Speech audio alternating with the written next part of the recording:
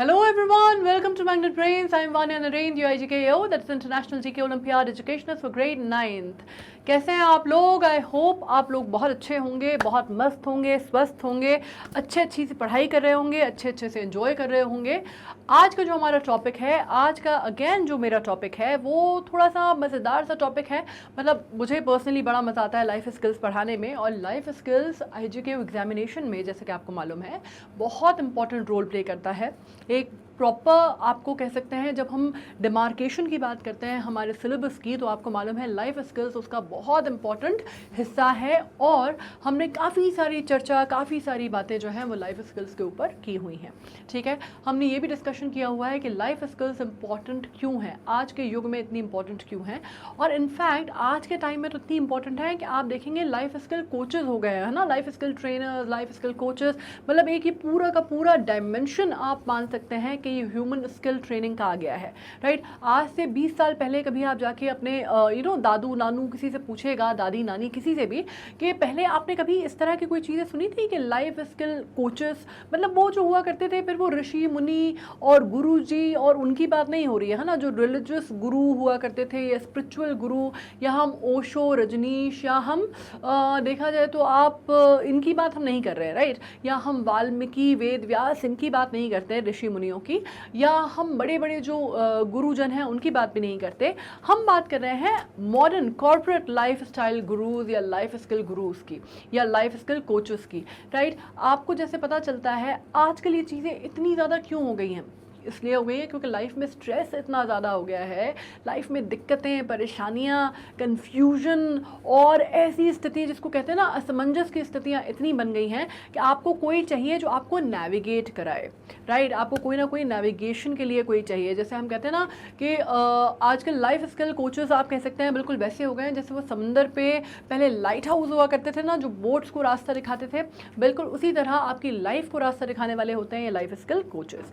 ठीक है, तो अब आप ये मान लीजिए कि ये चीज़ जो है ये आज से हम आपको पढ़ाना इसलिए स्टार्ट करते हैं स्कूल लेवल से, क्योंकि जब आप बड़े होंगे धीरे धीरे और दुनियादारी में उलझेंगे, अभी तो आपकी लाइफ बहुत सिंपल है, बहुत अच्छी है, लेकिन आई एम श्योर आपको अभी भी बहुत अच्छी नहीं लगती होगी। मतलब आपको लगता होगा यार जिस दिन बड़े होंगे ना तब कितना फ्रीडम होगा, क्या सही लाइफ होगी, ना मम्मी से पूछना पड़ेगा, ना पापा से पूछना पड़ेगा, किसी चीज़ का टेंशन, किसी चीज़ का स्ट्रेस नहीं होगा, अपना खुद कमाओ, अपना खर्च करो, कोई राशनिंग नहीं होगी, कितनी पॉकेट मनी मिलेगी, पिछले महीने इतनी ली थी, इतनी ज़्यादा क्यों चाहिए, ये क्यों चाहिए, वो क्यों चाहिए, मैम कह रही है कि प्रोजेक्ट कंप्लीट करो, एग्ज़ाम आने वाले हैं और आपके टर्म्स आने वाले हैं और फाइल कंप्लीट करनी है और करिकुलम होने वाला है, को करिकुलर एक्टिविटी होने वाली है तो उसमें पार्टिसिपेट करना है। ये जो झंझटें हैं कितनी बड़ी प्रॉब्लम्स हैं, है ना। तो ये सारी बड़ी बड़ी प्रॉब्लम्स से हमको निजात मिल जाएगा जब हम बड़े हो जाएंगे। राइट, लेकिन ये चीज़ जो है रिवर्स साइकिल आ जाती है। आप किसी बड़े से पूछेंगे तो कहेंगे यार क्या बढ़िया दिन थे स्कूल के, वापस स्कूल चलते हैं, है ना, वापस स्कूल चले हम वाला जो फंडा है वो आ जाता है बड़ों के साथ। तो ये जो कॉन्फ्लिक्ट है ना, जब हम कहते हैं कि भाई जो आज हमारे पास है प्रेजेंट डे में हम उसमें नहीं रहना चाहते, and that is why we are so confuse. और इसलिए हमें लाइफ स्किल्स वगैरह की बड़ी ज़रूरत पड़ती है कि कोई हमें समझाए कि बॉस जो है वो बढ़िया है और जो है जैसा है सब सही है, चल रहा है चलने दो। ठीक है, तो यही चीज़ जो है IGKO के सिलेबस में भी ये सोच के रखी गई है कि आज से अगर आपको ये आने वाले कॉन्फ्लिक्ट, जो ज़िंदगी भर की जो जद्दोजहद है जो चालू होने वाली है, और अब जब आप धीरे धीरे उस पड़ाव में पहुंचते जा रहे हैं और आप उसमें उलझते जाएंगे, तो आपके लिए बहुत इंपॉर्टेंट है कि आज से ही आप ये समझें कि आपको उससे कैसे compete करना है, कैसे निकलना है, कैसे उभरना है। ठीक है, तो इसके साथ हम स्टार्ट करते हैं लाइफ स्किल का हमारा सेशन। लाइफ स्किल का आज का जो हमारा सेशन है वो किस पे बेस्ड है, बहुत इंपॉर्टेंट स्किल पे, वो बेस्ड है डिसीजन मेकिंग पे। डिसीजन मेकिंग क्या होती है, मतलब निर्णय लेने की क्षमता, कि आप सही फैसला ले रहे हैं या गलत फैसला ले रहे हैं। ठीक है, अब जैसे IGKO में आपको मालूम है कि बहुत इंपॉर्टेंट पार्ट है, वैसे ही मैं आपको एक और बात बता दूं कि मैग्नेट ब्रेन्स आप ये जानते हैं कि हम जब आपको कोई चीज़ पढ़ाते हैं, राइट, तो हम होलिस्टिक व्यू के साथ पढ़ाते हैं। हम ये मान के सोच के पढ़ाते हैं कि ये चीज़ ना सिर्फ एक एग्ज़ाम में बल्कि लाइफ में आपके कितने काम आने वाली है। ठीक है। आपको कोई इसी वजह से 100% फ्री चैनल है, आपको कोई सब्सक्रिप्शन फीस हमसे नहीं हमें नहीं देनी है, आपको कोई पैकेज हमसे परचेज नहीं करना है, आपको कोई कूपन अप्लाई नहीं करना, कुछ भी नहीं करना है, ठीक है। 100% एजुकेशन मिलती है, क्वालिटी एजुकेशन मिलती है, घर बैठ के मिलती है।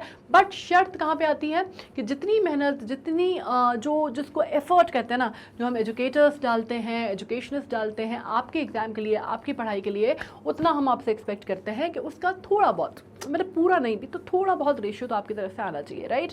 तो जब हम पढ़ाई करेंगे तो अपन पूरे होलिस्टिक व्यू के साथ पढ़ाई करेंगे।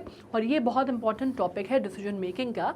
और ये जो आप देख पा रहे हैं मैडम को, इनको देख के आपको समझ में आ रहा है कि कितने सारे इनके दिमाग में जो है वो खिचड़ी पकी हुई है और कितने सारे सवाल जो है इनके दिमाग में आ रहे हैं। और टन से एक जो है बिल्कुल ट्यूबलाइट जलना कहते हैं वैसे, लेकिन इनके सर में ट्यूबलाइट नहीं जली है, फिलहाल बल्ब जला है, ठीक है। तो अब इनको ये आइडिया जो है आया है और अब देखिए ये फोकस जो है इनका वो आइडिया पे है। तो फाइनली आपको क्या लगता है, ये जो मैडम है जो कि इतनी कंफ्यूज थी कि मैं करूं कि नहीं करूं, हाँ नहीं जो भी, आपको फाइनली समझ में आता है कि भाई एक निर्णय पे ये पहुंच चुकी हैं और दिमाग में जो बत्ती है वो जल चुकी है, राइट। तो अपन भी ये कोशिश करेंगे कि डिसीजन मेकिंग के ये जो वीडियो है इसके बाद थोड़ी सी चीज़ें जो हैं, हमारे जो थॉट प्रोसेस है वो थोड़ा सा सिंप्लीफाई हो सके और हम थोड़ी सी ज़्यादा इस पर चर्चा और बात कर सकें, ठीक है।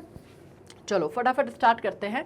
अब सबसे बड़ी बात तो हम ये समझ लेते हैं, देखो कितना छोटू सा प्यारा सा बच्चा है, इसकी लाइफ में भी ट्रेजेडीज़ हैं, मतलब इसकी लाइफ में भी कॉम्प्लेक्सेस है ना, प्रॉब्लम्स तो हैं बेचारे की लाइफ में। देखिए कितना चिंता में बैठा हुआ है और सोच रहा है कुछ कुछ, राइट। अब इसकी लाइफ में क्या प्रॉब्लम होगी, अब आप 9th ग्रेड में हैं तो आपको लग रहा होगा यार क्या मस्त लाइफ है, इसको क्या टेंशन है, इसको हर चीज़ जो है इसको मम्मी खिला देती हैं, सब कुछ जो है इसको गेम्स जो है वो ला के दे देते हैं, घर में सब कुछ इसको मिल जाता है, इसको क्या टेंशन है, ये सोच क्या रहा है, राइट। लेकिन अब उसको लगता होगा कि भाई मेरी लाइफ कितनी कॉम्प्लेक्स्ड है, मतलब मेरी लाइफ में कितनी ट्रेजेडी है, कितनी सारी चीज़ें मुझे सोचनी पड़ती हैं, मैं किस टॉय से खेलूं, आज मैं पजल बनाऊं कि मैं टेडी बेयर से खेलूं, मैं पेपा पिग देखूं या मैं कुछ और देखूं, टॉम एंड जेरी देखूं। टॉम एंड जेरी तो पहले के लोग देखते थे, आज मैं दूध पीने में नखरे करूं या फिर मैं हॉर्लिक्स के साथ पीऊं या फिर मैं चॉकलेट मिल्क पीऊं। कितनी सारे दिमाग में उसके कन्फ्यूजन है और कितने सारे छोटे छोटे से डिसीजन उसके छोटे छोटू से दिमाग से वो लेता है, राइट। तो अब हर एज में ये जो प्रोसेस है ना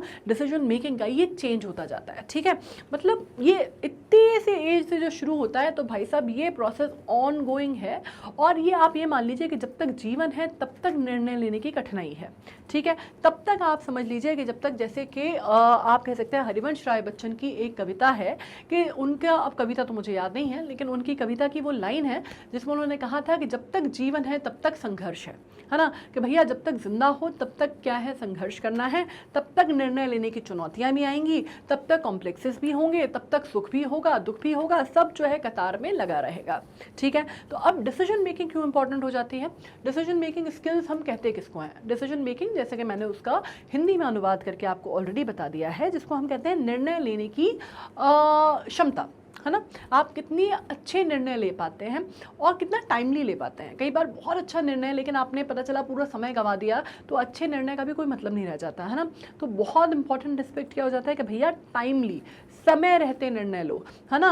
अब पछताए क्या होत जब चिड़िया चुग गई खेत वाला हिसाब नहीं होना चाहिए कि आपने जब तक सोचा, जब तक समझा, जब तक आपने रिपेंट किया, मतलब इस मुहावरे का मतलब तो यह है कि जब तक आपने रिपेंट किया तब तक तो चिड़िया जो है खेत चुग के उड़ चुकी है, ठीक है। तो अब कुछ मतलब नहीं है उसका। तो what we mean is decision making का मतलब होता है are about your ability to choose a good option out of 2 और मोर ऑल्टरनेटिव्स, ठीक है। आज की डेट में हम इसको कई बार बोलते हैं कि डिलेमा की स्थिति है ना, बहुत ज़्यादा डिलेमा बना हुआ है यार, डिलेमा की स्थिति है। डिलेमा की स्थिति मतलब क्या, जब आपको 2 चॉइसेस के बीच में से कोई एक चुनना होता है।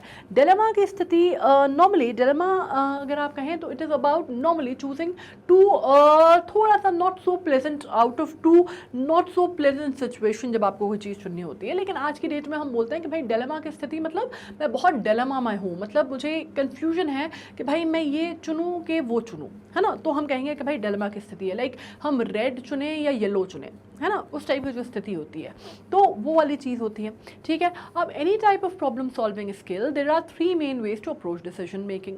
अब किसी भी प्रकार की समस्या हो, है ना, ये जो है बिल्कुल मूल मंत्र के तौर पे समझो कि दुनिया में समस्याएं अलग अलग स्वरूप की होती हैं, अलग अलग तरह की होती हैं। जैसे इस बेबी को जो प्रॉब्लम है वो बिल्कुल अलग होगी, है ना, इसके मम्मी पापा की जो प्रॉब्लम होगी वो बिल्कुल अलग होगी, इसके कोई बड़े भैया दीदी होंगे तो उनकी प्रॉब्लम बिल्कुल अलग होगी, इनके दादा दादी नाना नानी होंगे तो उनकी प्रॉब्लम बिल्कुल अलग होगी, राइट। या इनके घर में कोई दीदी भैया काम करते होंगे, या कोई ड्राइवर साहब होंगे, कोई खाना बनाने वाली दीदी आती होंगी, तो उनकी समस्याएं लाइफ की बिल्कुल डिफरेंट होंगी, राइट। तो हर आदमी की समस्या अलग अलग होती है, लेकिन हम किसी की समस्या का आकलन बड़ा या छोटा है उससे नहीं कर सकते, राइट। उसके दिमाग में वो समस्या सबसे बड़ी है। मतलब मेरी अगर प्रॉब्लम है तो मेरे दिमाग में वो सबसे बड़ी है बॉस, है ना। मतलब अपना कहा जाता है कि अपनी प्रॉब्लम और दूसरे का बच्चा, जिसको आप कहते हैं ना, मतलब अपनी प्रॉब्लम सबसे बड़ी दिखती है और अपना बच्चा मतलब सबसे अच्छा लगता है। ये दूसरे का बच्चा नहीं, दूसरे की प्रॉब्लम छोटी लगती है। मतलब वो थोड़ा सा कंफ्यूजन हो गया,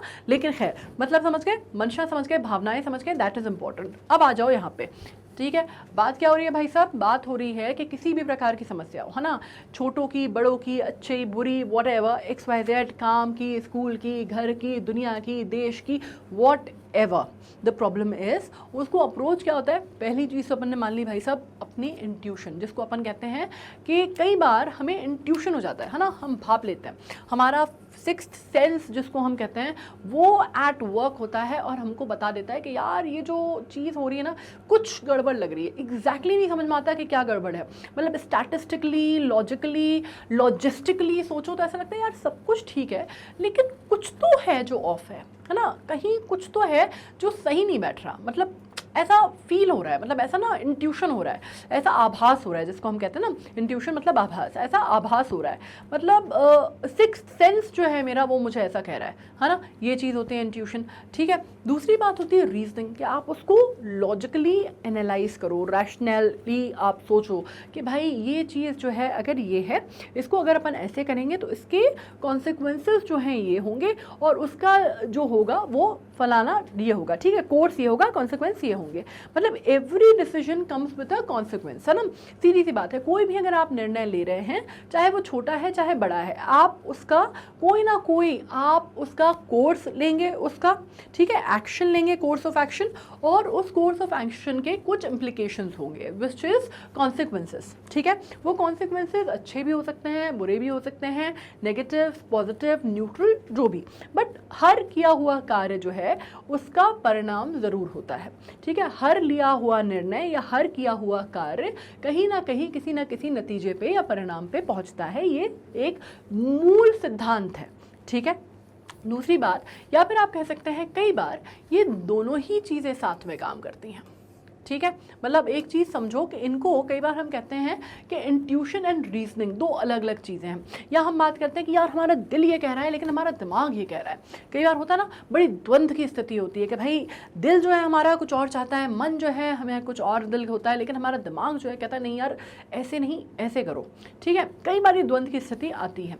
तो कई बार क्या होता है कि उसको भी आपको एक चीज़ पे राज़ी करना, दिल और दिमाग को, बड़ा मुश्किल काम होता है, बड़ा मुश्किल काम होता है। सुनने में जितना आसान लग रहा है ना, उतना ही टफ काम होता है इन दोनों चीज़ों को, आपके दिल और दिमाग को एक चीज़ पे राज़ी करना। अब टेक्निकली अगर हम बात करते हैं, है ना, रैशनली, तो भैया दिल का काम जो है वो डिसीजन लेना है ही नहीं। ठीक है, दिल जो है बेचारा, उसका सीधा साधा सा एक काम होता है, मन का हमारा, को ब्लड पंप करता है। ठीक है, ये उसका एक बेसिकली बायोलॉजिकल फंक्शन है, इसके अलावा बेचारा वो कोई फंक्शन नहीं करता।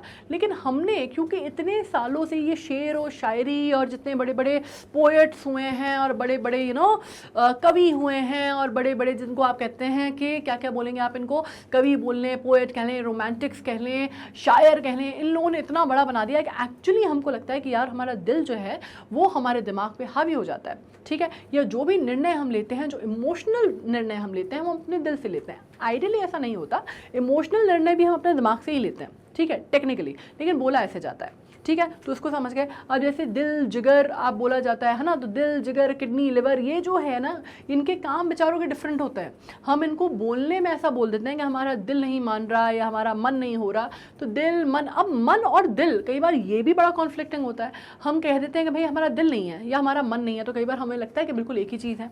मन क्या है एक्चुअली हमें पता ही नहीं आज तक, कोई भी आदमी कोई भी साइंटिस्ट आज तक इसका पता ही नहीं कर पाया। मन आप ये कह लीजिए कि भाई हमारा कॉन्शियस, अगर हम उसको कहते हैं तो क्या हम उसको मन कहते हैं, हम अपने सोल को मन कहते हैं, हम किसको मन कहते हैं हमें नहीं पता।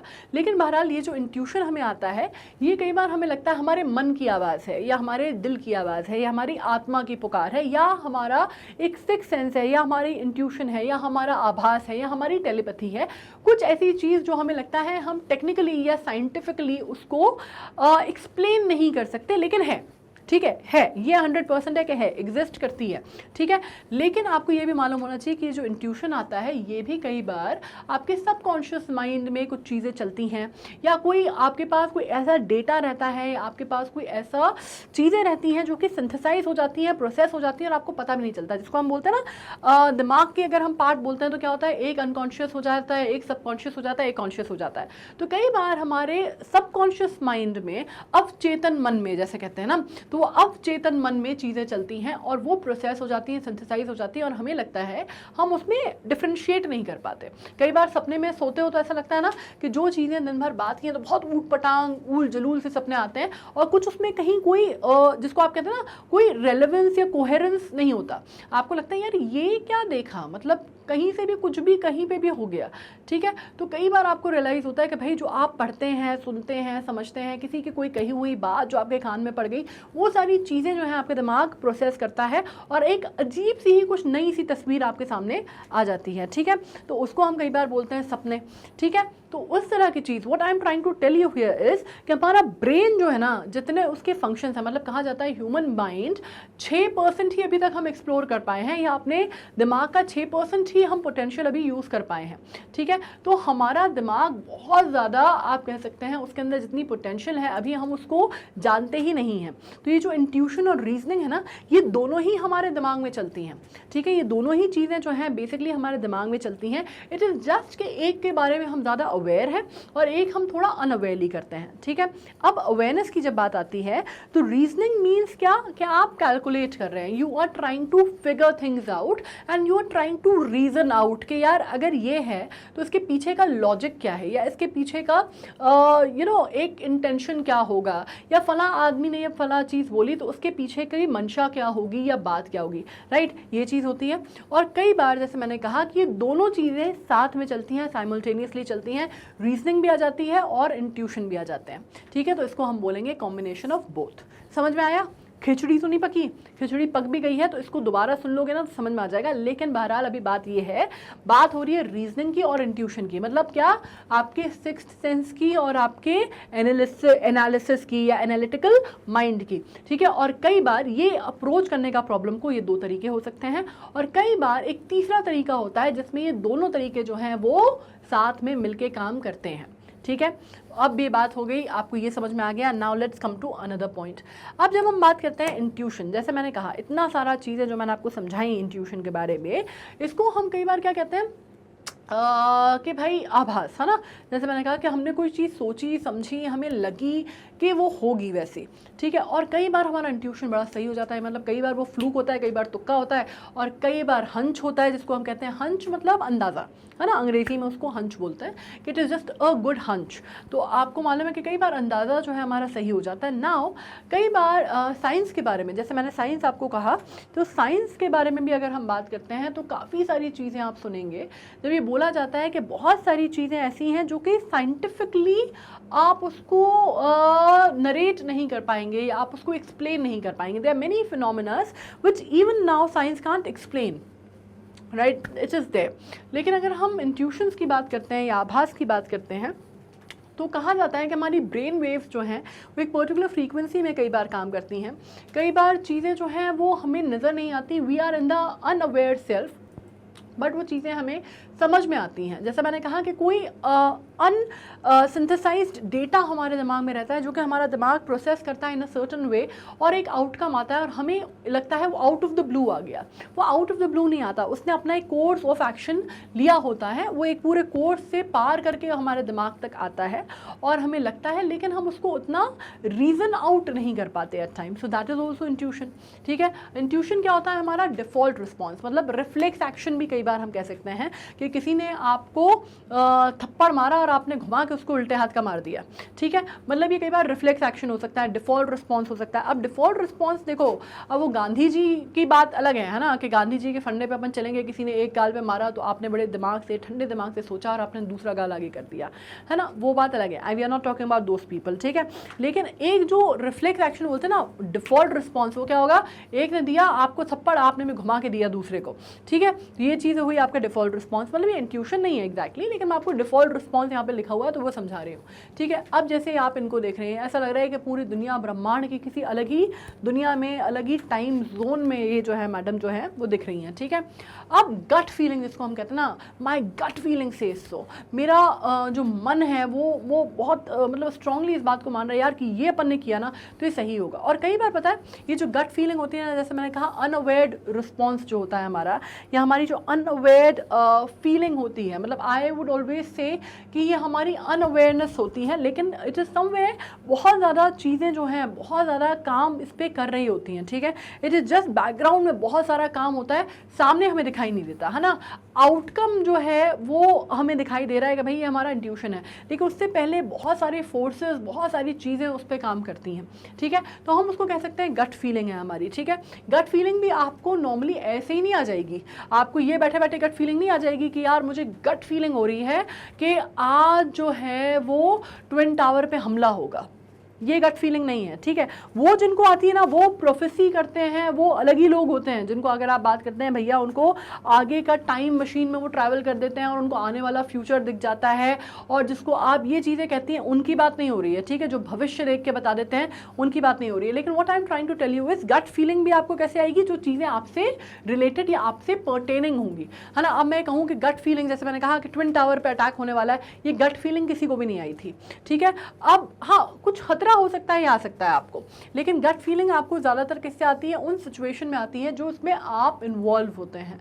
ठीक है, आप अगर ये कहें कि यार ये एग्जाम में क्वेश्चन पूछा जा सकता है, ऐसी मेरी गट फीलिंग है ना, ऐसा हो सकता है कि मेरी गट फीलिंग है, लेकिन वो एग्जैक्टली गट फीलिंग नहीं है। आपने कहीं ना कहीं उस एग्जाम में उस क्वेश्चन के बारे में आपने पढ़ा है, कहीं ना कहीं रैंडम पढ़ते हुए आपने या तो कोई नोट्स पढ़े थे जिसमें कहा गया था that this kind of question is important, या आपको पढ़ के समझ में आ रहा है कि भैया ये जो टॉपिक है थोड़ा सा इंपॉर्टेंट लग रहा है, इस पर क्वेश्चन बन सकते हैं, या कभी मैम ने चलते फिरते आपको कभी कुछ जो पढ़ाया होगा 5-6-7 महीने पहले जब वो चैप्टर किया होगा तब कुछ बात हुई होगी, या कहीं ना कहीं कोई ना कोई आपके पास इन्फॉर्मेशन थी जो आपने सिंथेसाइज की और आपको लगता है यार ये क्वेश्चन जो है एग्जाम में पूछा जा सकता है ना। मतलब ये कहीं ना कहीं उसमें रीजनिंग और गट फीलिंग दोनों इन्वॉल्व हैं, मतलब अकेले सिर्फ वो हंच का मामला नहीं है, आप में कहीं ना कहीं रीजनिंग भी इन्वॉल्व है उसमें।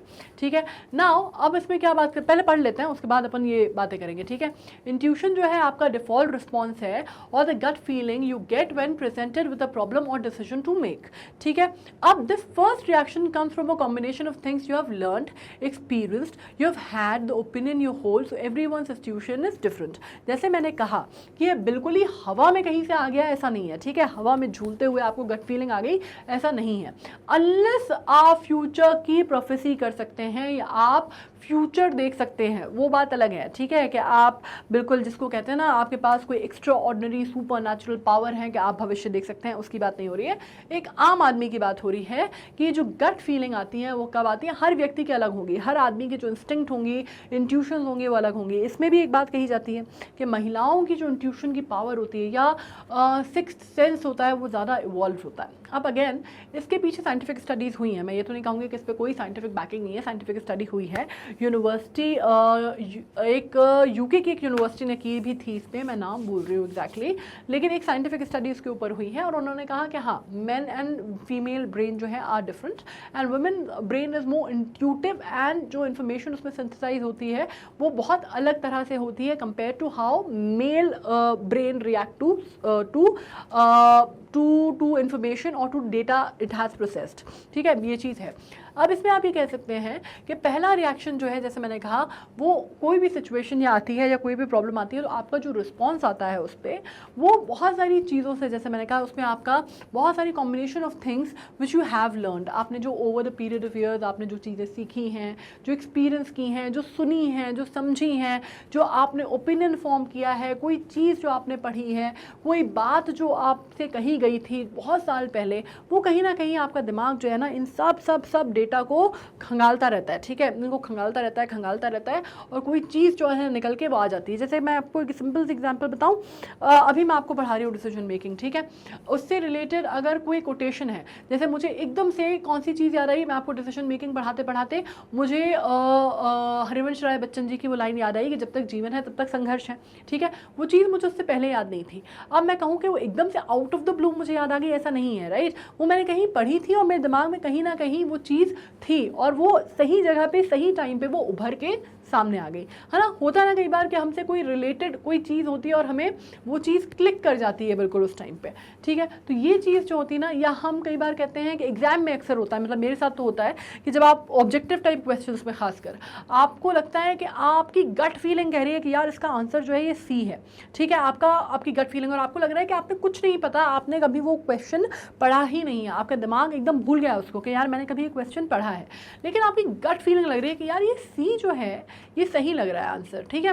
तो कई बार ये होता है कि आपका एक तो रीज़न होता है, कुछ उसमें आप रीज़न कर पा रहे हैं कि भाई ये फला है, ढिमका है, मतलब ए पॉइंट जो है बी से मिल रहा है, इसलिए इसका आंसर जो है ये होना चाहिए। कई बार ये होता है, और कई बार आपको लगता है कि यार गट फीलिंग मेरी लग रही है ना कि ये आंसर सी ही होना चाहिए।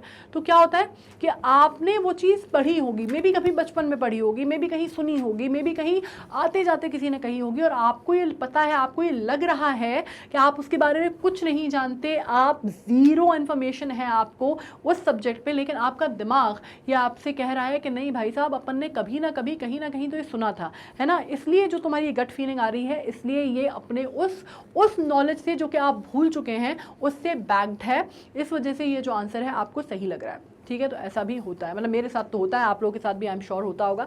Now using intuition means basin your decision on your life experience, so it can be subjective. अब जैसे मैंने कहा कि इंट्यूशन जो है हर आदमी का, हर व्यक्ति का अलग अलग होता है। आपका इंट्यूशन मेरे से मिले, मेरा इंट्यूशन आपके मेरे भाई से मिले, ज़रूरी नहीं होता, जैसे भाई बहन में तो वैसे ही कोई चीज़ हार्डली मिलती है आजकल, लेकिन खैर इंट्यूशन जो है वो हर आदमी का, हर इंसान का, चाहे वो आपसे कितना ही क्लोज क्यों ना हो, कितना ही साथ क्यों ना रहता हो, हर आदमी का जो पहला रिस्पॉन्स रहता है किसी भी प्रॉब्लम को, वो हर आदमी का सब्जेक्टिव रहता है और हर आदमी का डिफरेंट रहता है, ठीक है, ये बात क्लियर है। नाउ नेक्स्ट पे आते हैं। अब हम बात कर लेते हैं दूसरे पार्ट की, मतलब पार्ट कौन सा है, रीजनिंग, है ना, इंट्यूशन। हालांकि पता है क्या, लोग कहते हैं इंट्यूशन वर्सेस रीजनिंग, हालांकि मुझे ऐसा लगता है कि intuition and reasoning are complementary to each other, not necessarily opposite to each other. जैसे आर्ट और साइंस को लोग कहते हैं ना एक दूसरे को ऑपोजिट, भाई हम इतना ज़्यादा हमारे दिमाग में ना उलझने और कॉम्प्लेक्सिटीज़ हैं कि हम चीज़ों को, अच्छी खासी चीज़ों को स्टीरियोटाइप करके एक दूसरे को ऑपोजिट बना देते हैं। लाइक वाइट को ब्लैक का ऑपोजिट बना देते हैं, सुबह को शाम का ऑपोजिट बना देते हैं, दिन को रात का ऑपोजिट बना देते हैं, साइंस को आर्ट्स का ऑपोजिट बना देते हैं, इंट्यूशन को रीजनिंग का ऑपोजिट बना देते हैं। ऐसा कुछ नहीं है, everything goes hand in hand, सब कुछ कॉम्प्लीमेंट्री है, ठीक है, सब कुछ एक साथ चलता है। अगर वाइट ही वाइट हो और ब्लैक ना हो तो फिर वाइट का मतलब क्या, ठीक है, दिन ही दिन हो, रात ही ना हो तो रात का दिन का मतलब क्या।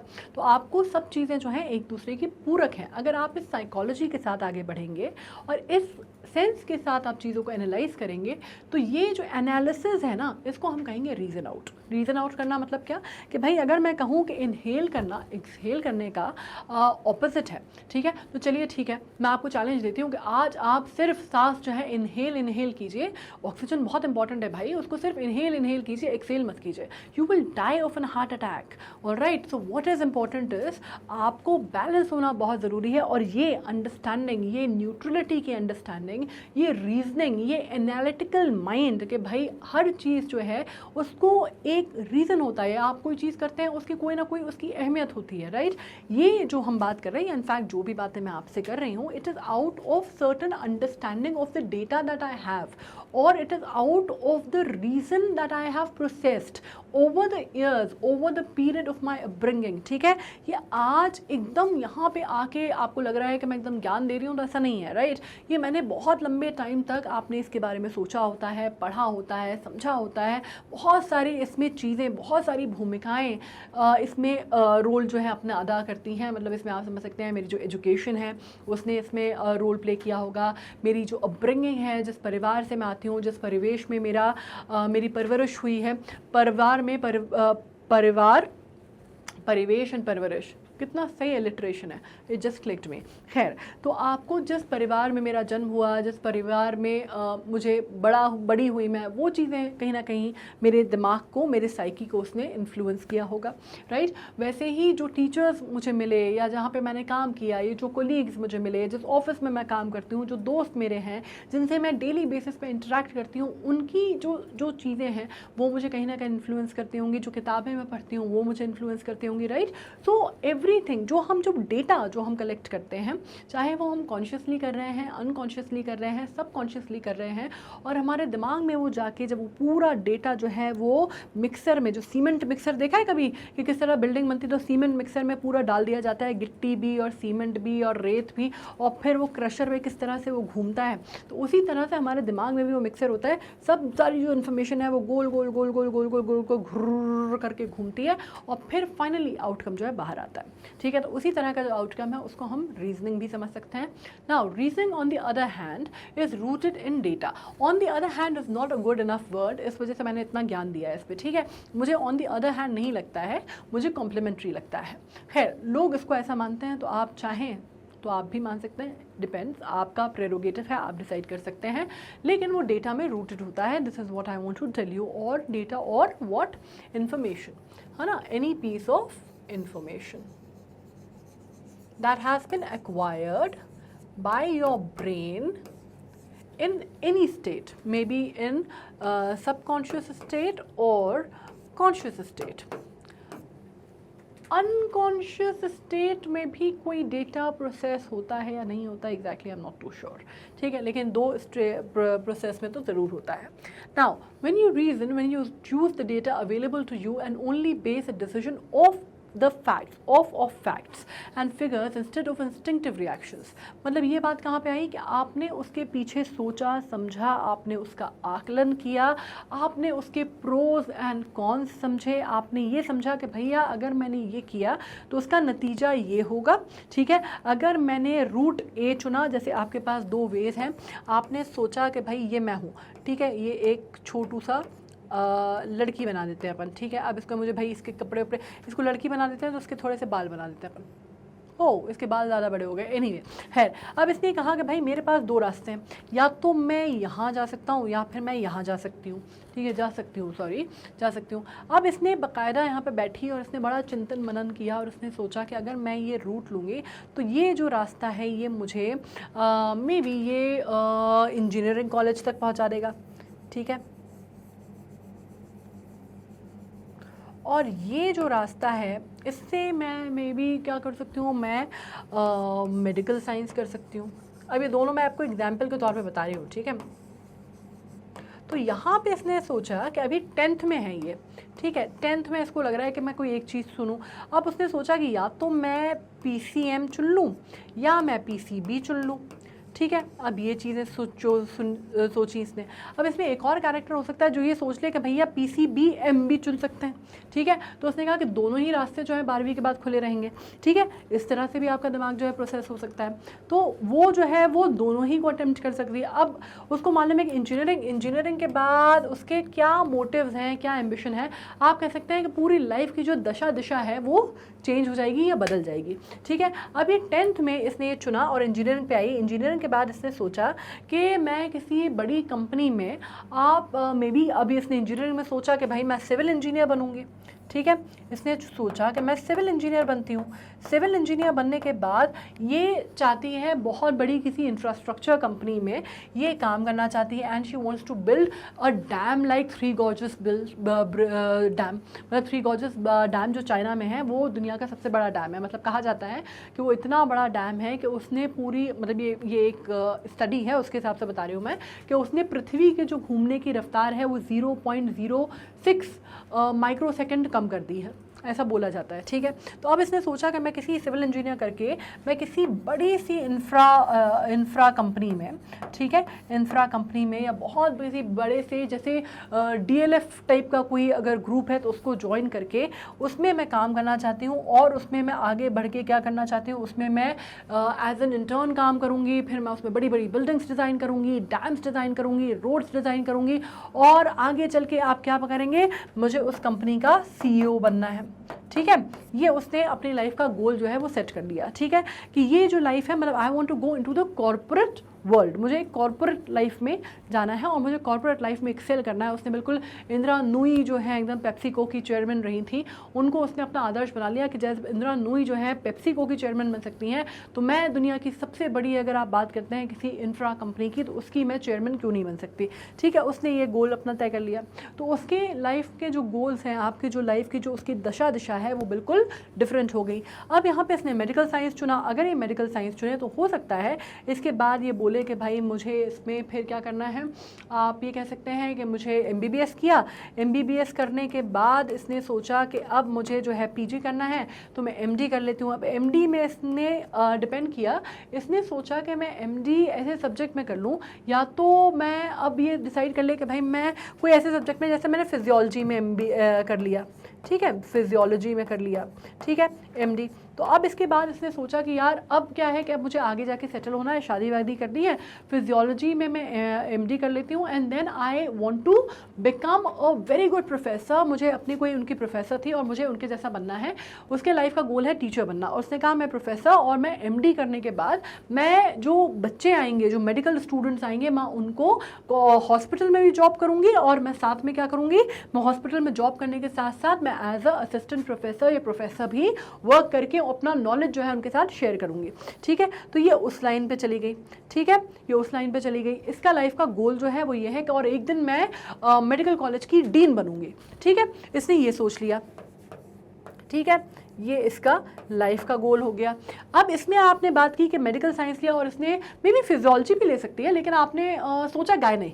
ठीक है, इसने गायनेकोलॉजी में कर लिया, गायनी में इसने MD किया, और इसके बाद इसने सोचा कि यार मैं गायनी में MD करने के बाद अब मैं औरतों की लाइफ को बेटर करना चाहती हूँ। I want to give women understanding, या मैं उनको बेटर प्रोस्पेक्ट समझाना चाहती हूँ। या इंडिया में क्योंकि इतना ख़राब हालत है, आपको मालूम है, जेंडर के बारे में अगर आप बात करते हैं, अनअवेयरनेस बहुत ज़्यादा है, या लोगों में एक तरह से आप कह सकते हैं सतर्कता की बहुत कमी है, या उनमें बेसिकली नॉलेज की बहुत कमी है। तो मैं किसी गाँव, कस्बे, देहात में जाके लोगों की सेवा करना चाहती हूँ, menstrual cycles and stuff like that, जिनको लेके अभी भी बहुत ज़्यादा इग्नोरेंस है, मैं उसमें अवेयरनेस ड्राइव करना चाहती हूँ, और मैं जाके उसमें, जिसको आप कहते हैं, मैं एक सोशल वर्क में काम करना चाहती हूँ, और मैं एक जिसको आप कहते हैं सेक्टर सोसाइटी को सर्व करना चाहती हूँ। अब ये उसका लाइफ का गोल है, और उसने इसके साथ अपने लाइफ की शुरुआत की। ठीक है, तो इसमें आप कह सकते हैं कि वो आगे जाके हो सकता है बहुत फेमस डॉक्टर बने, और आगे जाके हो सकता है वो सोशल सर्विसेज से बहुत ज़्यादा जुड़ जाए। मतलब सोशल सर्विस तो देखा जाए डॉक्टर्स भी करते हैं, हेल्थ केयर सेक्टर में काम करने वाले लोग जो हैं, हैट्स ऑफ टू देम, कि वो अपना, खासकर कोविड के टाइम पे हमको समझ में आया कि वो कितना ज़्यादा, आप कह सकते हैं, उनका काम जो है एक तरह से आप कह सकते हैं literally it was next to God. भगवान, जब आपके घर का कोई बीमार होता है तो आपको भगवान की तरह नज़र आता है गॉड, डॉक्टर्स। तो खैर, अब ये हुआ तो उसने कहा क्या, मैं सोशल सर्विस करूँगी। ठीक है, और सोशल सर्विस के साथ हो सकता है इसकी लाइफ की दिशा जो है वो बिल्कुल ही बदल जाए। ठीक है, तो what I mean to tell you is कि यहाँ पे ये जो बच्ची है जो तकरीबन आप जैसी है और 10वीं में पढ़ती है, इसके ऊपर अभी अगर मैं इसके फैमिली फैमिली जो सोच रही है, इसके फैमिली प्रेशर्स अगर इसके ऊपर से हम हटा देते हैं, ठीक है, अगर हम किसी भी तरह का सोशल प्रेशर भी इसके ऊपर से हटा देते हैं, या आप ये भी सोच लें कि भाई इसके ऊपर किसी भी प्रकार का दबाव नहीं है, इसके माँ बाप ने बोला कि जा बेटा जी ले अपनी ज़िंदगी, है ना, जा सिमरन जा जी ले अपनी ज़िंदगी, और इसने डिसाइड करना है किसको क्या करना है, तो ये डिसाइड कर सकती है। इसके अलावा भी बहुत सारे ऑप्शन हो सकते हैं, अभी हम सिर्फ 2 ही लेके चल रहे हैं। हम मुझसे ये मत बोलिएगा बिल्कुल कि आर्ट्स वाले खड़े हो जाएं कि नहीं ये आर्ट्स के ऑप्शन क्यों नहीं चुने इसने, ये इतनी स्टीरियोटाइप मेडिकल और इंजीनियरिंग ही क्यों। मैं खुद भी आर्ट्स की स्टूडेंट हूँ, तो I love that, but what ever, मैं आपको भी एक बात समझाना चाह रही थी कि आपको ये इतनी छोटा जो बच्चा है 10 साल का, मतलब 10 में पढ़ता, 10th में पढ़ता, वो हार्डली क्या उम्र होगी, 15-16 साल, है ना, 15-16 साल आयु होगी।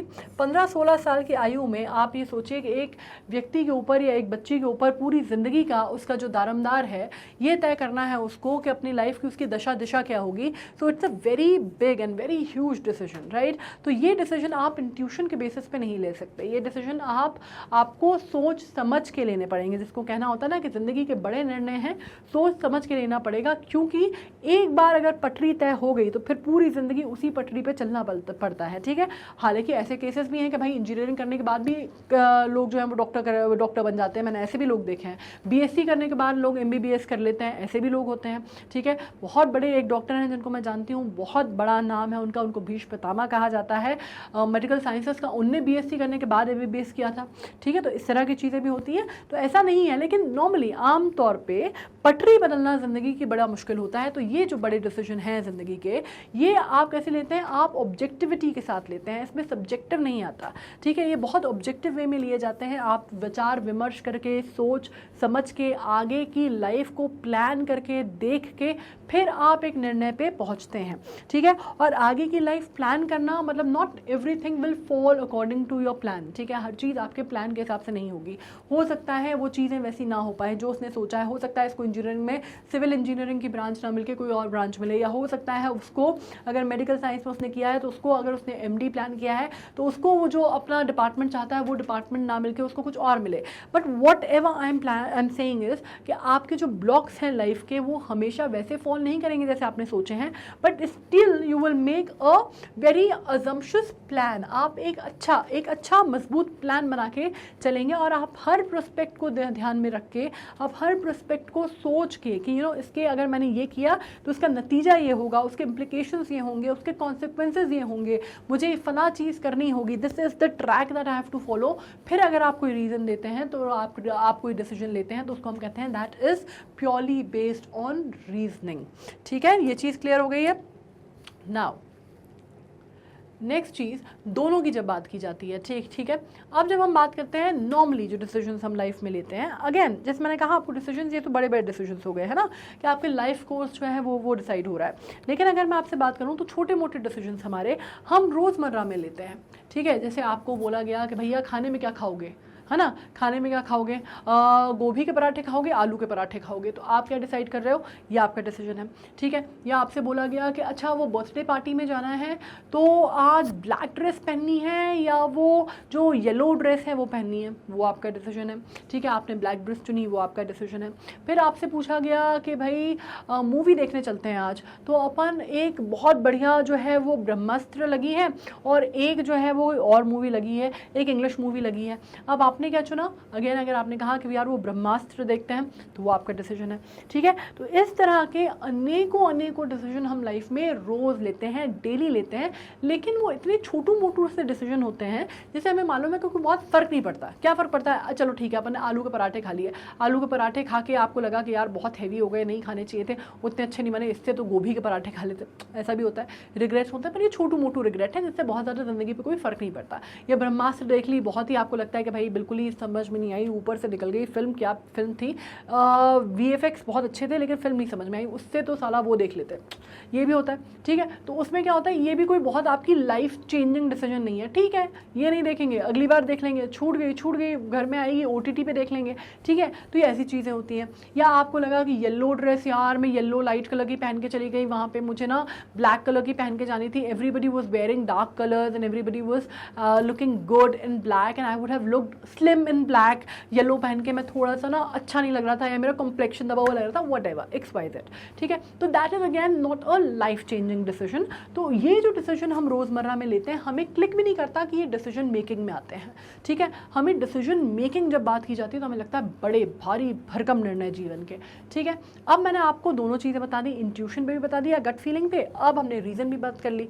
अब हम तीसरे पे आ जाते हैं जिसमें दोनों की ज़रूरत होती है, ठीक है। और मैं आपको बता दूं कि ज़्यादातर हमारी लाइफ के जो निर्णय होते हैं वो दोनों पे बेस्ड होते हैं, ठीक है। कहीं ना कहीं हमारा दिल और हमारा दिमाग, जिसको आप कहते हैं ना, दिल और दिमाग का फंडा क्लियर है ना, अब कंफ्यूज नहीं होना, वो दिल और दिमाग ही बोलूँगी मैं, क्योंकि हमें उस तरह से प्रोसेस कर दिया गया ना, वो बैठ ही वैसा गया है कि भाई इमोशनल निर्णय जो है वो दिल से लिए जाते हैं और लॉजिकल निर्णय जो है दिमाग से लिए जाते हैं। हालांकि लिए दोनों ही दिमाग से जाते हैं, लेकिन बोला ऐसे ही जाएगा, तो उसको समझ लेना भावनाओं को, ठीक है। अब जैसे मैंने कहा कि ज़्यादातर हमारी लाइफ के जो डिसीजंस होते हैं वो दोनों के ही मिले जुले स्वरूप में होते हैं, ठीक है। हम उसमें थोड़ा इंट्यूशन भी होता है, थोड़ा रीजनिंग भी होती है, दोनों ही काम करते हैं अपनी अपनी जगह पे, ठीक है। अगर आप बात करते हैं, जैसे मैंने कहा कि आपका चॉइस, अगर आपको using both is a good way to check and make sure your choice is logical, आपको ये समझ में आए कि आपका जो निर्णय था वो लॉजिकल था। कई बार होता है कि हमने सारे पहलुओं पे नज़र डाल ली, डिस्कस कर लिया, सोच लिया, लोगों से विचार विमर्श कर लिया, सब कुछ हो गया, आपको लग रहा है कि चॉइस ए जो है वो हर तरह से बेहतर चॉइस है, ठीक है। हर तरह से आपको लगता है कि हर तरह से लॉजिकली स्पीकिंग, रीजनेबली स्पीकिंग, हर तरह से चॉइस ए जो है वो बेटर है।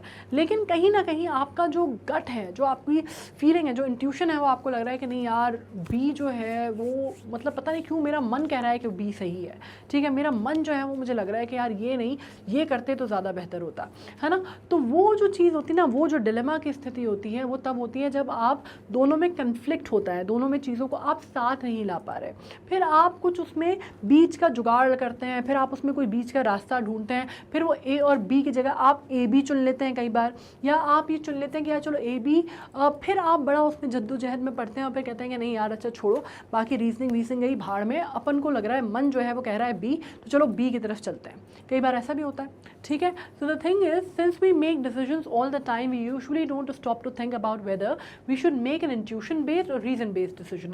Instead we naturally use a combination of the two. तो जैसा मैंने कहा कि कई बार आपको ये जो बातें हम कर रहे हैं, पढ़ रहे हैं, ये अभी तो ठीक है, इतना ज्ञान ध्यान की बातें हो रही है तो समझ में आ रही हैं, ठीक है। लेकिन अगर मैं आपसे कहूँ कि भैया हर डिसीजन से पहले इस तरह क्या सोचते हो कभी बैठ के कि ये जो डिसीजन है मेरा, ये मैं अपने दिल से ले रहा हूँ या अपने दिमाग से ले रहा हूँ, चलो ये तो फिर भी सोच लेते होगे कि ये भाई मेरा मन ये कह रहा है, दिमाग ये कह रहा है, ये तो फिर भी होता है, ठीक है। लेकिन क्या आप ऐसा सोचते हो कि ये इंट्यूशन बेस्ड डिसीजन है या ये रीज़न बेस्ड डिसीजन है? ये बहुत कम होता है, ठीक है। ये हम सिर्फ तब करते हैं जब एकदम जीवन और मृत्यु का, बिल्कुल जीने मरने का सवाल होता है ना, हम तब करते हैं, ठीक है। इतना गहन चिंतन जो है हम तब करते हैं। नॉर्मल डिसीजंस में तो हम सोचते भी नहीं कि हमारा इंट्यूशन कह रहा है या हमारा दिमाग कह रहा है या हमारी रीजनिंग कह रही है, ठीक है। नॉर्मली हमारे जो डिसीजंस होते हैं वो दोनों पे ही बेस्ड होते हैं। But obviously I can also tell you that life is also about choices, है ना। ज़िंदगी में अगर मैं आपको एक्सपीरियंस के बेस पे कहूँ अपने, तो मुझे लगता है ज़िंदगी में चॉइसेस बड़ी इंपॉर्टेंट होती हैं। और कई बार जो चॉइसेस हम करते हैं, है ना, डिसीजन का आप दूसरा नाम ले लीजिए चॉइस, राइट। सो कई बार आपकी लाइफ के डिसीजन मेकिंग जो होती है वो बहुत डिटर्मिंड होती है आउटर फैक्टर्स से, एक्सटर्नल फैक्टर्स से। कई बार आप इंटरनली ड्रिवन नहीं होते और कई बार ये एक्सटर्नल फैक्टर्स जो हैं बहुत ज़्यादा भारी पड़ जाते हैं आपके ऊपर, और कई बार इतना ज़्यादा हावी हो जाते हैं आपकी सोच पर, आपकी समझ पर, आपकी पर्सनैलिटी पर, कि आप उस टाइम पे, उस पर्टिकुलर टाइम पे इतना स्टक हो जाते हैं that you don't know which way to go, ठीक है। तो वहाँ पे चॉइसेस जो हैं वो बहुत इंपॉर्टेंट रोल प्ले करती हैं। जैसे exceptional decision makers get the problem right before they determine what needs to be done. अब जैसे मैं बात कर रही हूँ कि एक जो एवरेज आदमी होता है उसकी हम बात कर रहे हैं कि भाई वो एनालिसिस नहीं करता, है ना। वो ये नहीं सोचते बैठेगा कि ये इंट्यूशन बेस्ड है या ये रीज़न बेस्ड डिसीजन मैं इस पे लूँ।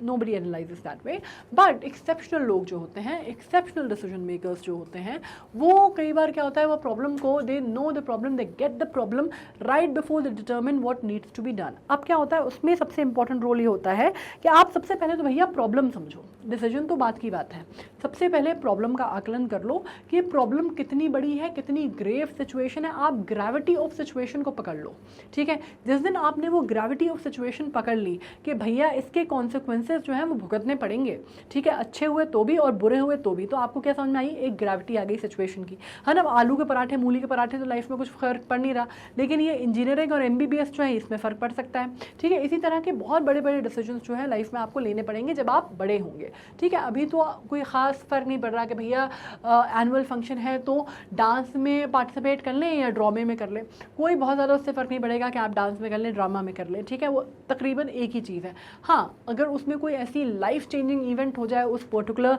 डे पे, उस पर्टिकुलर मोमेंट पे, स्टेज पे, तो बात अलग है, लेकिन अदरवाइज़ कोई बहुत लाइफ इम्पैक्टिंग डिसीजंस ये नहीं है ना। अब इसमें ये बात करना है सबसे पहले आकलन कि प्रॉब्लम है किस तरह की, क्या ग्रेविटी है, क्या उसके कॉन्सिक्वेंसेस होंगे, क्यों वो इतनी ज़रूरी है कि उस पर निर्णय लिया जाए, या इतना सोचा समझा जाए, या इतना विचार विमर्श किया जाए, ठीक है। So once you spot the problem, आप प्रॉब्लम को अगर सही पकड़ लिया आपने, जैसे कहते हैं ना कि भाई डॉक्टर के पास गए तो बीमारी अगर पकड़ में आ गई, डायग्नोसिस अगर सही हो गया तो इलाज तो फिर बढ़िया हो ही जाएगा, ठीक है। लेकिन अगर आप इसी में घूमते रह गए कि डायग्नोस ही नहीं कर पा रहे आप कि भैया वायरल फीवर हुआ है, कि मलेरिया हुआ है, या डेंगू हुआ है, अगर यही नहीं समझ पा रहे तो इलाज क्या खाक होगा, राइट। तो द थिंग इज कि सबसे पहला जिसको कहते हैं ना विद द ब्लिंकर्स ऑन, काहे पे फोकस करना है, प्रॉब्लम एरिया पे, कि सबसे पहले प्रॉब्लम को पकड़ लो, प्रॉब्लम समझ लो कि एग्जैक्टली प्रॉब्लम क्या है ना। मैथ्स में भी ऐसे ही करते होगे, है ना, कोई सा क्वेश्चन आता होगा तो क्या करते होगे, कहा जाता है ना, जब मैं मैथ्स करती थी, मतलब मैं जब मेरी एक हमारी मिस शेट्टी हुआ करती थी जो हमको मैथ्स पढ़ाया करती थी 9th-10th में, तो वो हमेशा क्या बोला करती थी कि भैया जब पेपर आता है ना, तो मैथ्स का पेपर आता है तो ठीक है, जो इक्वेशन दिया होता है उसके सोल्यूशन पे कूदने से पहले कम से कम उस इक्वेशन को 2-3 बार पढ़ लो, ठीक है। 2-3 बार जब आप पढ़ोगे तो पढ़ते पढ़ते ही आपको आधा सोल्यूशन तो वहीं मिल जाएगा, ठीक है। एक बार प्रॉब्लम समझ में आ गई तो आधा सोल्यूशन तो समझो वहीं आ गया, ठीक है, तो वो चीज़ हो गई। अब इसमें एक्सेप्शनल डिसीजन मेकर्स क्या करते हैं, वो प्रॉब्लम को पहले समझ लेते हैं before they determine what next to be done, ठीक है। अब that seems obvious but too often ready fire aim hits the wrong target. जैसे मैंने कहा कि बिल्कुल जब आप रहते हैं ना, बिल्कुल ही एकदम सवार रहते हैं आप अपनी, जिसको बोलते हैं ना हवा के घोड़े पे, कि भैया आपको लग रहा है कि नहीं नहीं नहीं नहीं मैं तो समझ गया, मैं तो सब समझ गया, मुझे सब समझ में आ गया, मैंने सब एनालाइज कर लिया। तो ये जो लोग होते हैं ना, इनको जो लगता है कि बिल्कुल हैसल में डिसीजन लेते हैं, फटाफट डिसीजन लेते हैं, ये कई बार गलत टारगेट जो है ये हिट कर देते हैं। और वो आदमी जो बड़ा सोच समझ के निशाना लगाता है, निशाना साधता है, वो बहुत सही वो मारता है, एम मारता है ना। आपने कई बार स्पोर्ट्स वालों को देखा होगा ये करते हुए, ठीक है। वो कई बार जब उनको एम लगाना होता है, खासकर आप आर्चरी वगैरह वालों को देखिएगा या शूट करने वालों को देखिएगा, जो आदमी सीधे पिस्टल उठाता है, गन उठाता है, या आर्चरी जिसने सीधे जो है वो बो एरो से उसने निशाना साधा और बिल्कुल सीधे जिसने बिल्कुल एकदम हैसल में उठाया और मार दिया, तो वो कई बार अपना जो उसका मालूम है आपको वो चूक जाएगा। लेकिन वो व्यक्ति जो वहाँ पे रुका है, उसने अपनी सांस को नॉर्मलाइज किया, उसने पहले एक बार देखा, पहले हटा के देखा, फिर उसने निशाना साधा, उसने अपना वक्त लिया ये समझने में कि उसको कहाँ मारना है, यहाँ से वो कितने फोर्स पे मारेगा तो उसका जो है वो सही जाके एरो लगेगा, किस एंगल पे मारेगा तो बिल्कुल निशाने पे जाके लगेगा। और उसने सबसे बड़ी बात, उसने अपने आप को एक न्यूट्रल ग्राउंड पे वो अपने आप को लेके आया, मतलब जहाँ पे उसकी सांस जो है, उसका हाथ का जो इक्वेशन है वो सब कुछ बैलेंस्ड है, ठीक है। और फिर जब वो समय लेके मारेगा तो वो सही मारेगा, ठीक है, मोस्ट प्रोबेबली सही मारेगा। सो इट इज़ ऑलवेज अबाउट कि सही डिसीजन जो होता है वो सिर्फ एक, आप जल्दी अगर आपने डिसीजन ले लिया इसलिए आप अच्छे डिसीजन मेकर हैं, दिस इज़ नॉट राइट, ठीक है। आप जल्दी डिसीजन लेते हैं and that is why you are a good decision maker, it doesn't happen. अगर आप सही निर्णय लेते हैं या नहीं लेते हैं, या ज़्यादातर आपके निर्णय सही होते हैं या नहीं होते, ये डिटर्मिन करता है कि if you are a good decision maker और नॉट, ठीक है। कई बार आपके निर्णय, ऑफकोर्स 100% किसी का भी नहीं होता, everybody misses a chance, everybody has a miss, हर आदमी के साथ कुछ ना कुछ होता है जो गलत उसकी लाइफ के निर्णय जाते ही हैं, आप कुछ भी कर लीजिए। It is a process of growing up, it is a process of learning and re learning things, ठीक है। तो अगर आप ये बोलते हैं, जैसे इसमें ओपरा विनफ्रे का एक बहुत अच्छा कोटेशन है जो मुझे बहुत पसंद है, उन्होंने एक बार बोला था, जब उनसे बोला गया that haven't you had any failures in life, and उन्होंने एक्चुअली एक जगह एक इंटरव्यू में बोला था, she herself take wonderful interviews, है ना।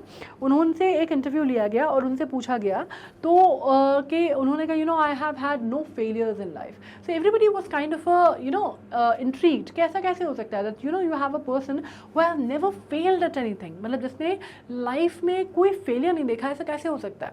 So somebody cross questioned her and said and asked actually what do you mean by you have never failed in life, like you have no failure, like you really want to tell me that you have no failures in life? And she said, I don't have any failures in life, I just had some amazing and tremendous learning lessons.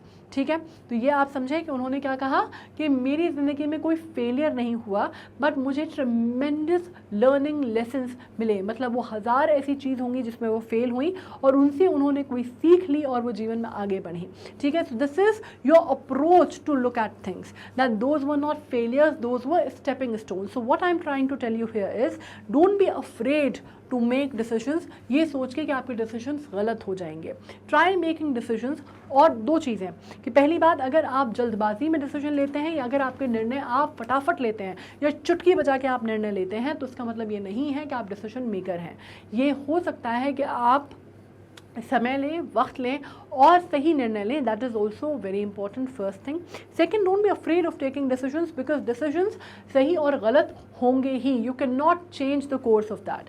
कहीं ना कहीं आपके decision सही होंगे, गलत होंगे, and that is a part and parcel of life, ऐसा होगा ही।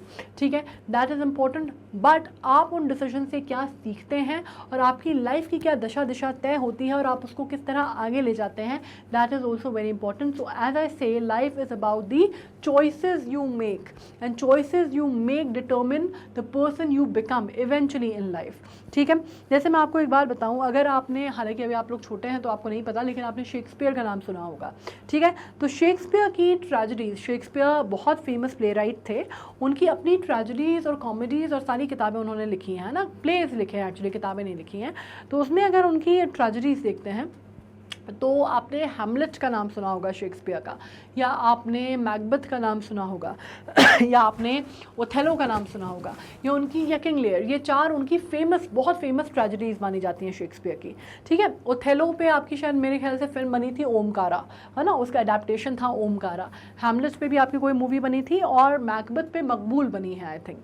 तो इस पर मैं आपको बता दूं कि जब मैं आपको ये स्टोरी बता रही हूँ तो उसमें कहा जाता है कि हैमलेट और ओथेलो का कैरेक्टर अगर हम इंटरचेंज कर देते तो ये दोनों ट्रेजेडीज़ ना हो के कॉमेडीज़ होती।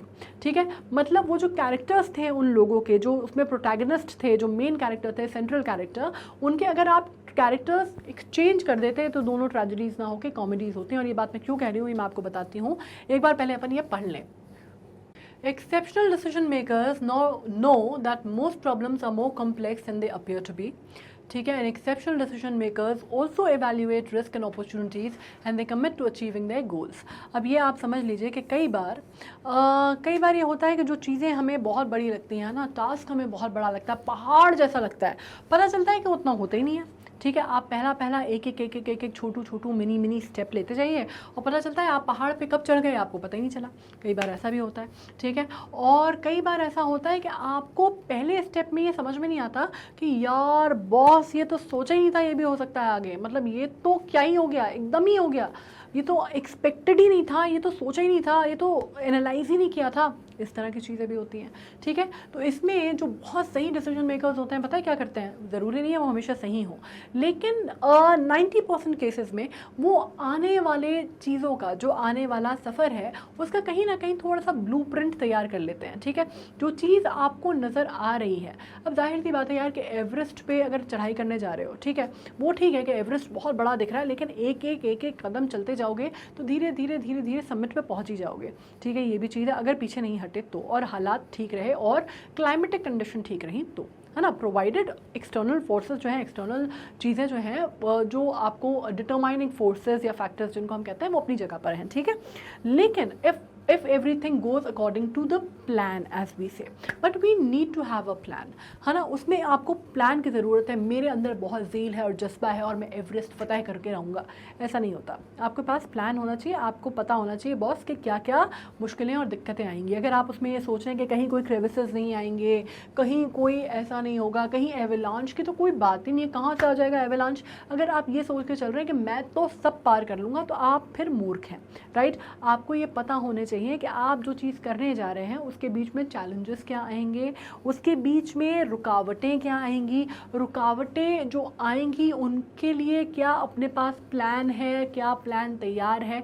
वो सब भी कई जगह होती है। जब आपको कई सारे जो मैं मोटिवेशनल स्पीकर सुनती हूँ, कई लोग बोलते हैं that it is good to have a plan B and some says it is not to have a plan B, don't have any other alternative and that will push you towards your goal, right. तो वो हर जगह हर चीज़ implement नहीं होती, ठीक है। कई जगहें life में ऐसी होती हैं जहाँ पे बॉस प्लान बी होना बहुत अनिवार्य होता है, और कई जगहें ऐसी होती हैं जहाँ पे आपको लगता है कि बिल्कुल डू एंड डाई वाली सिचुएशन में अपने आप को डाल दो तो आप कुछ ना कुछ कर लोगे, ठीक है। तो वो अगेन ये जो डिसीजन है ना, ये आकलन करने का कि भैया कौन सी सिचुएशन क्या डिमांड करती है, ये भी डिसीजन मेकिंग का पार्ट है, ठीक है। ये भी कोई अलग सी चीज़ नहीं है, ये भी डिसीजन मेकिंग का प्राइमरी पार्ट है, राइट। सो अब कई बार जैसे मैंने कहा कि लोगों में ये सेंस होना कि आप ये समझ पाएँ कि भाई दूरदर्शिता होना या फार साइटेडनेस होना कि क्या चीज़ आप पे आ सकती है या क्या चीज़ आगे जाके भारी पड़ सकती है, ये कई बार कैलकुलेटेड रिस्क होते हैं, कई बार मैथमेटिकल सर्टनिटीज़ होती हैं, ठीक है। अगर आप उनका आकलन नहीं कर पा रहे हैं और आप उनको भगवान भरोसे छोड़ दे रहे हैं तो कोई अक्लमंदी नहीं है, ठीक है। हाँ, कुछ कंटिजेंसी आ जाती हैं, कुछ ऐसी सिचुएशन आ जाती हैं, गॉड फॉरबिड, जो आपने सोचा ही नहीं था। मतलब अगर आप केदारनाथ जा रहे हैं तो केदारनाथ में आपने सोचा कि हाँ भाई एक्लिमेटाइजेशन में टाइम लगेगा, ब्रेथलेसनेस की प्रॉब्लम हो सकती है, दवाइयाँ जो हैं, गर्म कपड़े रख लीजिए, ये सारी चीज़ें अगर आपने सोची कि हाँ चलो खाना नहीं मिला तो अपन कुछ साथ में लेके चलते हैं, इतनी बड़ी चढ़ाई है, ये वो आपने सोचा, आपने खाना रख लिया, पानी रख लिया, ये आपने प्रिपेयर किया, आपकी प्लान थी। लेकिन केदारनाथ की घाटी में एकदम से बाढ़ की सिचुएशन आ जाएगी और हालात रातों रात बदल जाएंगी। ये आप कह सकते हैं कि ये जो आसमानी मुसीबतें हैं अगर वो आ जाएंगी तो ऑब्वियसली उसके लिए कोई भी आदमी एकदम से तैयार नहीं होता, उसके लिए डिजास्टर मैनेजमेंट होता है, which is a completely different part, ठीक है। वो एक अलग चीज़ है, but what I am trying to tell वो समझ में आ गया, ठीक है। अब मैं ओथेलो और हैमलेट की बात कर रही थी। हाँ, ओथेलो और हैमलेट अगर आपने ओमकारा देखी है तो उसमें हैमलेट की बहुत फेमस लाइन है जो पूरा कैरेक्टर जो है हैमलेट का सम अप कर देती है, टू बी और not to be, that is the question, ठीक है। अब टू बी और not to be is the question, ठीक है। ये हैमलेट की लाइन है। हैमलेट जो है भाई साहब वो हीरो है, ठीक है, और रॉयल फैमिली को बिलोंग करते हैं ये लोग। और होता क्या है, टू बी और नॉट टू बी मतलब क्या कि वो समझ ही नहीं पा रहा कि क्या करना है क्या नहीं करना है ना, बड़ा कंफ्यूजन में रहता था हर चीज़ में। उसको जो है हाँ हाँ नहीं नहीं, हाँ हाँ नहीं नहीं वाली स्थिति थी, पेंडुलम टाइप का था काफ़ी हद तक उसका कैरेक्टर, ठीक है। हेमर्शिया एक वर्ड होता है जो कि नॉर्मली लिटरेचर में इस्तेमाल किया जाता है, जिसमें पर्सनैलिटी फ्लॉ या फिर आप कह सकते हैं कोई ऐसा फ्लॉ जो कि उस कैरेक्टर का के अंदर, उसकी पर्सनैलिटी में कोई ऐसा फ्लॉ जो उसकी सब चीज़ों पर भारी पड़ जाता है, उसकी सारी अच्छाइयों को नलिफाई कर देता है और उसके फाइनल जिसको आप कहते हैं फेट या ट्रैजिक फेट के लिए रिस्पॉन्सिबल बनता है, उसको हम हेमर्शिया कहते हैं, ठीक है। तो कई बार ये हेमर्शिया हमारे अंदर भी होते हैं, हमारे अंदर कुछ ऐसे फैटल फ्लॉज होते हैं हमारी खुद की पर्सनैलिटी में जो हमें आगे नहीं बढ़ने देते। कई लोगों के अंदर वो लेजीनेस हो सकता है, कई लोगों के अंदर बैड डिसीजन मेकिंग स्किल्स हो सकती हैं, जैसे इसके अंदर थी, ये फैसले ही नहीं ले पाता था, ठीक है। और इसी वजह से इसकी जो लाइफ है वो ट्रेजेडी में एंड हुई, ठीक है। और ओथेलो भाई साहब के साथ प्रॉब्लम ये थी कि वो बहुत जल्दी फैसले लेते थे, मतलब वो समय वो सोचते नहीं थे, वो इतनी फटाफट फैसले लेते थे कि वो उनके फैसलों पे रिपेंट करने का भी उनको ज़िंदगी में मौका नहीं मिला, ठीक है। और इसलिए उनकी लाइफ में ट्रेजेडी हुई। तो इसलिए कहा जाता है कि अगर इन दोनों के कैरेक्टर्स जो मेन सेंट्रल कैरेक्टर थे, हैमलेट को अगर आप ओथेलो की स्टोरी में रख देते और ओथेलो को उठा के हैमलेट की स्टोरी में रख देते तो दोनों ही जो सबलाइम ट्रेजेडीज़ हैं ये ट्रेजेडीज़ ना होके कॉमेडीज़ होती। थोड़ा भारी हो गया क्या? नहीं हुआ, समझ में आ गया ना। इंटेलिजेंट बच्चे हो मेरे तुम लोग, इतना तो तुम लोग को समझ में आया होगा।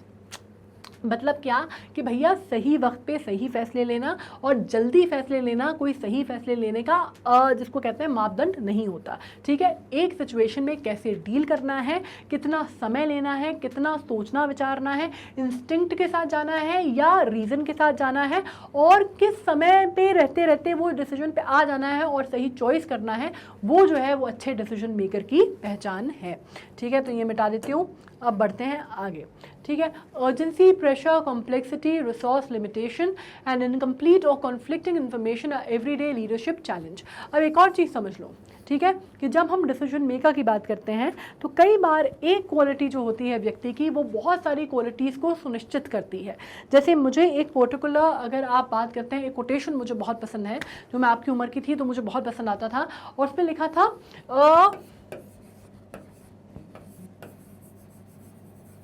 be courageous and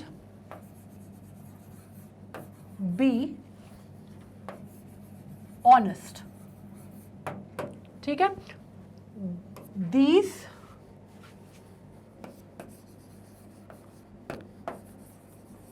are the two qualities that will guarantee all others। ठीक है, मतलब क्या समझ में आया कि भैया करेजियस रहो, बहादुर हो और ऑनेस्ट हो। ठीक है, अगर आपके अंदर बहादुरी और ऑनेस्टी है तो आप में बाकी जितनी क्वालिटीज़ हैं उनकी गारंटी मिल जाएगी अगले को कि हाँ भैया ये आदमी जो है अपनी बात सही कह सकता है, सही रूप से रख सकता है। अगर आपके अंदर बतेरी क्वालिटीज़ हैं और आप में हिम्मत नहीं है कुछ करने की, या आप में सच्चाई नहीं है, आप सच्चाई के साथ उस बात को रख नहीं सकते, तो कोई मतलब नहीं है, सब जो है वो धरा का धरा रह जाएगा। ठीक है, तो ये चीज़ थी जिसने मुझे बहुत ज़्यादा इन्फ्लुएंस किया लाइफ में। तो मैं आप लोगों से एक्चुअली, आप लोग क्योंकि मेरे बच्चे हैं ना, तो मैं आप लोगों से डिस्कस करती रहती हूँ कि जो चीज़ें मुझे इन्फ्लुएंस की हैं लाइफ में, आप ही की उम्र में सीखी थी, शायद आपको भी कर जाएं। ठीक है, तो ये समझ में आया। वैसे ही मैं आपको बता दूं कि जब एक क्वालिटी इंसान के अंदर होती है तो बहुत सारी क्वालिटीज़ का घर जो है वो बनाती है। ठीक है, अगर आप अच्छे डिसीजन मेकर हैं और आपके अंदर एक अच्छी डिसीजन मेकिंग क्वालिटी है तो वो आपके अंदर ऑटोमेटिकली, आपके अंदर एक कह सकते हैं कि क्रिटिकल थिंकिंग जो है आपके साथ आ जाएगी। ठीक है, क्रिटिकल थिंकिंग। ठीक है, इसके अलावा अगर आप बोलते हैं लीडरशिप क्वालिटी,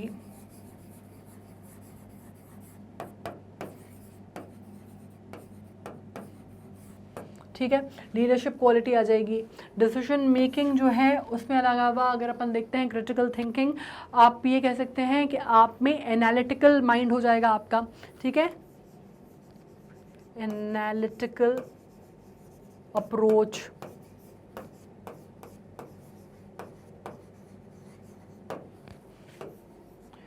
self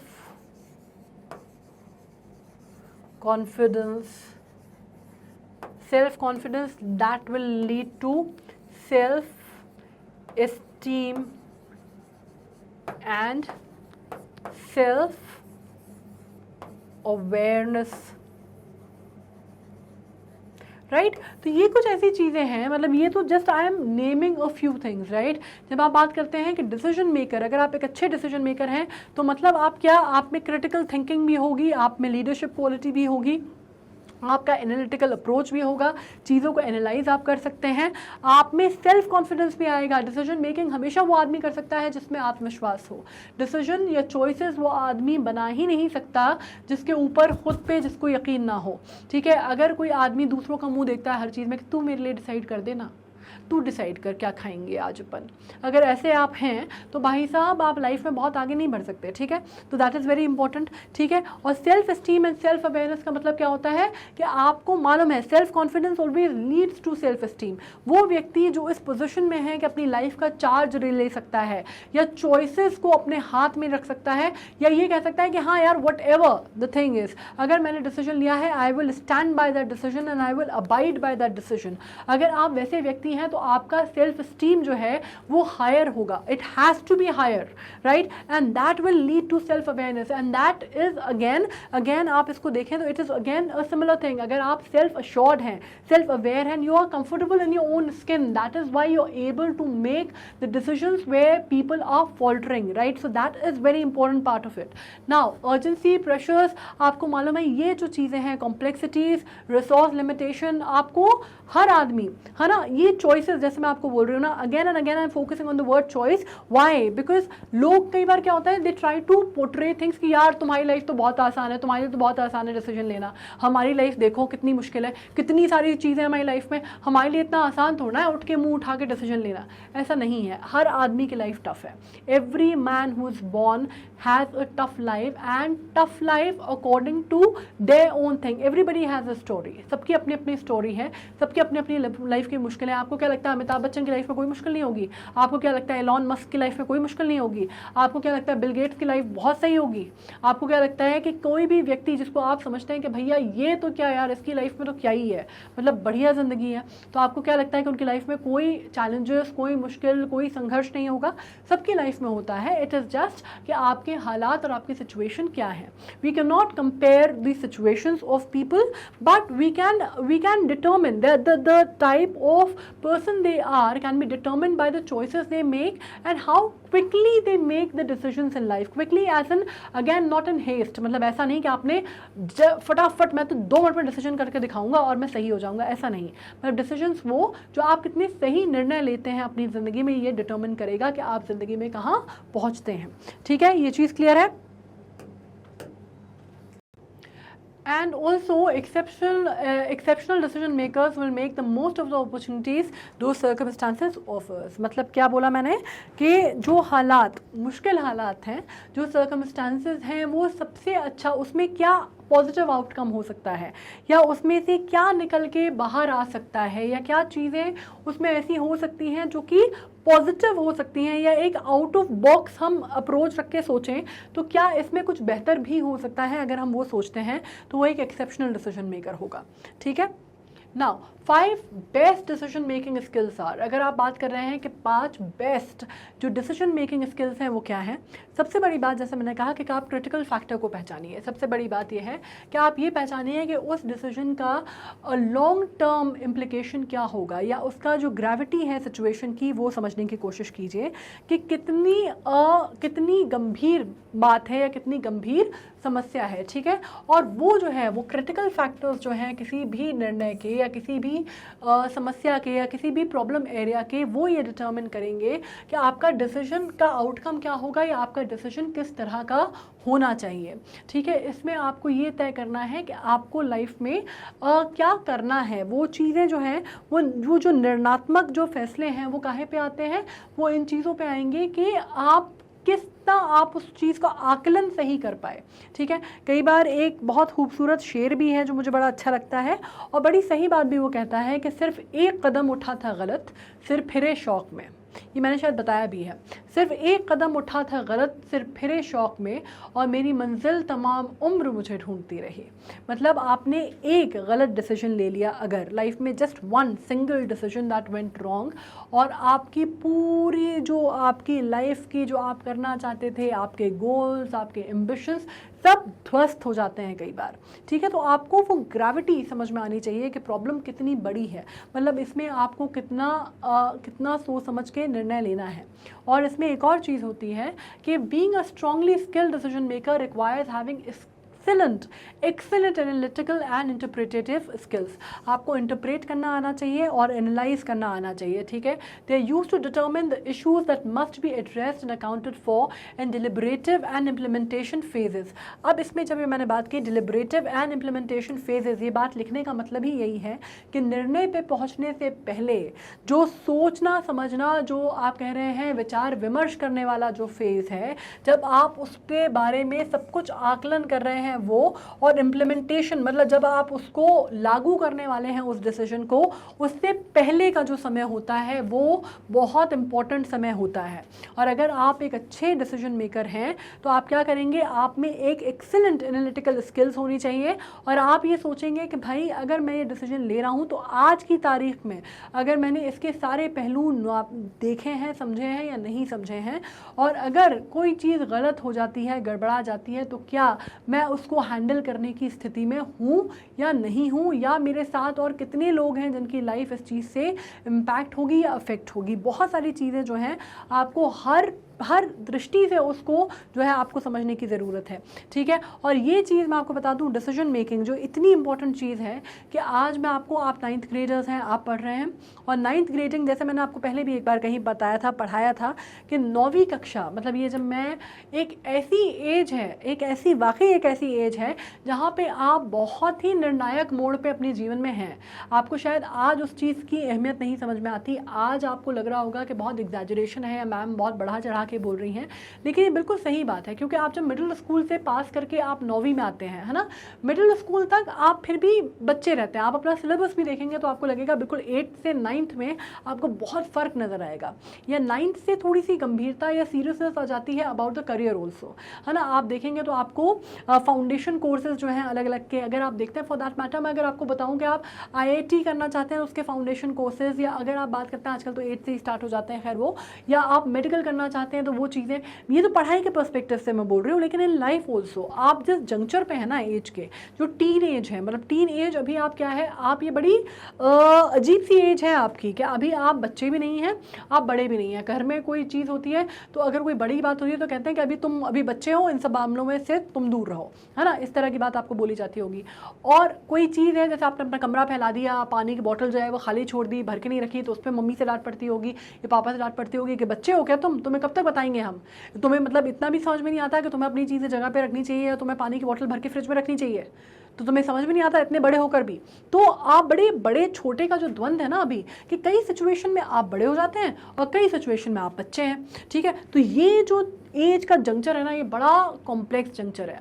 इस टाइम पे बड़े हार्मोनल चेंजेस भी होते हैं, इस टाइम पे बड़े जो पिंपल विंपल हैं वो भी आने लगते हैं, आप कॉन्शियस भी होने लगते हैं कि भाई मैं कैसे दिख रही हूँ या मैं कैसे दिख रहा हूँ, मेरे कपड़े अच्छे हैं या नहीं, मेरे फ्रेंड्स क्या बोलेंगे, पीयर प्रेशर बिल्टअप होने लगता है, बहुत सारी चीज़ें जो हैं अभी चलने लगती हैं, ठीक है। पढ़ाई लिखाई चलती है, अट्रैक्शन होने लगता है, क्रशेज़ होने लगते हैं, ये सारी चीज़ें भी आपके साथ होती हैं, ठीक है। और ये एज है जब अच्छी चीज़ें जो है वो उतना आपको अट्रैक्ट नहीं करती, ख़राब चीज़ें बहुत अट्रैक्ट करती हैं, है ना। मतलब इस टाइम पे आपको सारी, जिसको बोलते हैं ना, रंगीनियाँ जो हैं दुनिया की, वो नज़र आती हैं, ठीक है। और ये वो एज है जब आपको डिसीजन ये लेना है कि इस टाइम पे, जैसे मैंने आपसे कहा कि मुझे किसी ने, जब मैं आपको पहले भी बता चुकी हूँ कि मुझे किसी ने ये बात बोली थी, और बिल्कुल जिसको बोलते हैं ना, it was like nailed in my head, बिल्कुल, कि 9वीं क्लास जो है ये डिटर्मिन करेगी कि तुम्हारी आने वाली लाइफ की जो आप कह सकते हैं कि ट्रैक क्या है वो क्या होगा, ठीक है। और जब ये हुआ तो लकीली बिकॉज मुझे पढ़ने का शौक था, and I was gifted books and I was surrounded by, मेरे घर में बहुत किताबें हैं, बहुत पढ़ने लिखने का माहौल था, so I got drifted in that ways. तो मतलब मेरा इंटरेस्ट जो था वो दूसरी चीज़ों में चला गया। और उस एज में 9th क्लास में आपको सुन के हैरानी होगी कि जब बहुत ज़्यादा हमारे टाइम पे एकदम band and pop and rock music and ये सब चलता था, तो हमारे घर में उस टाइम पे, मतलब मुझे उस टाइम पे I developed my love for old charms and old Hindi movies and बिथोवन की जो आप कह सकते हैं सिम्फनीज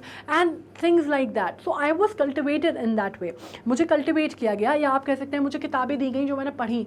और उस टाइम पे at that age I was reading Lincoln, या मैंने रूसो को पढ़ा, मैंने यूटोपियन थॉट पढ़ा, मैंने यूटिलिटेरियनिज्म के ऊपर चीज़ें पढ़ी, हीगल को पढ़ा, महात्मा गांधी की फिलॉसफीज पढ़ी, राजीव गांधी से I was highly impressed by, I adored that man. तो मैंने राजीव गांधी के ऊपर बहुत सारी किताबें पढ़ी। उससे पढ़ने से मुझे फ़ायदा ये हुआ कि मेरी लाइफ में जो पॉलिटिकल सिनेरियो था इंडिया का, मैंने उसके बारे में बहुत पढ़ा, ठीक है। मैंने भारत का कॉन्स्टिट्यूशन जो है उसका प्रियम्बल खरीद के पढ़ा।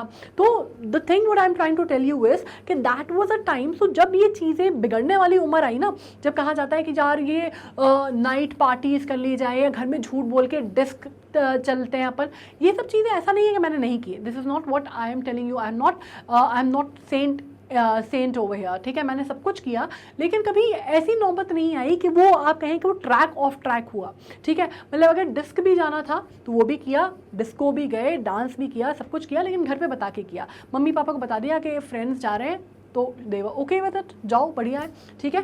सो एक्चुअली क्या हुआ कि मुझे उस एज में किसी बड़े ने मेरे ये समझाया और मेरी मदर ने मुझे एक्चुअली ये समझाया, आज मैं आपको ये बात समझा रही हूँ कि डिसीजन जो होता है ना वो हमेशा आपका होगा, कॉन्सिक्वेंसेज आपको उसके भुगतने होंगे, और ये बेस्ट तरीका होता है बच्चों को बड़ा करने का कि आप उनको बता दीजिए कि भैया ये जो काम करने का सोच रहे हो इसके आगे का रास्ता ये है, ठीक है। अगर आपने बच्चों को ये चीज़ समझा दी कि उनके डिसीजंस के कॉन्सिक्वेंसेज उनको खुद भुगतने होंगे, वो कहीं नहीं जाएंगे, और वो चीज़ बहुत सही मेरे दिमाग में बैठी है, और इस वजह से मैं आपसे शेयर कर रही हूँ कि ये जो जंक्चर है ना आपकी लाइफ का, इसमें अगर सही निकल गए, ये 9th के बाद आप मान लो कि अगर सही रास्ता चुन लिया और गलत रास्ता चुन लिया तो दोनों ही जो है ना ट्रैक जो है वो वन ट्रैक गाड़ी चलेगी पटरी पकड़ के, ठीक है। बिगड़ने की भी उम्र यही है, संवरने की उम्र भी यही है, ठीक है। तो बहुत सोच समझ के बेटा जो है वो निर्णय लेना होता है अभी, ठीक है। आपको लग रहा होगा कि मैम एग्जैजरेट कर रही है, but this is exactly what I am telling you, because हम सब आपकी उम्र से गुजर चुके हैं, हम सब we have been there done that वाली सिचुएशन है ना। जो चीज़ें आज आपको अट्रैक्ट करती हैं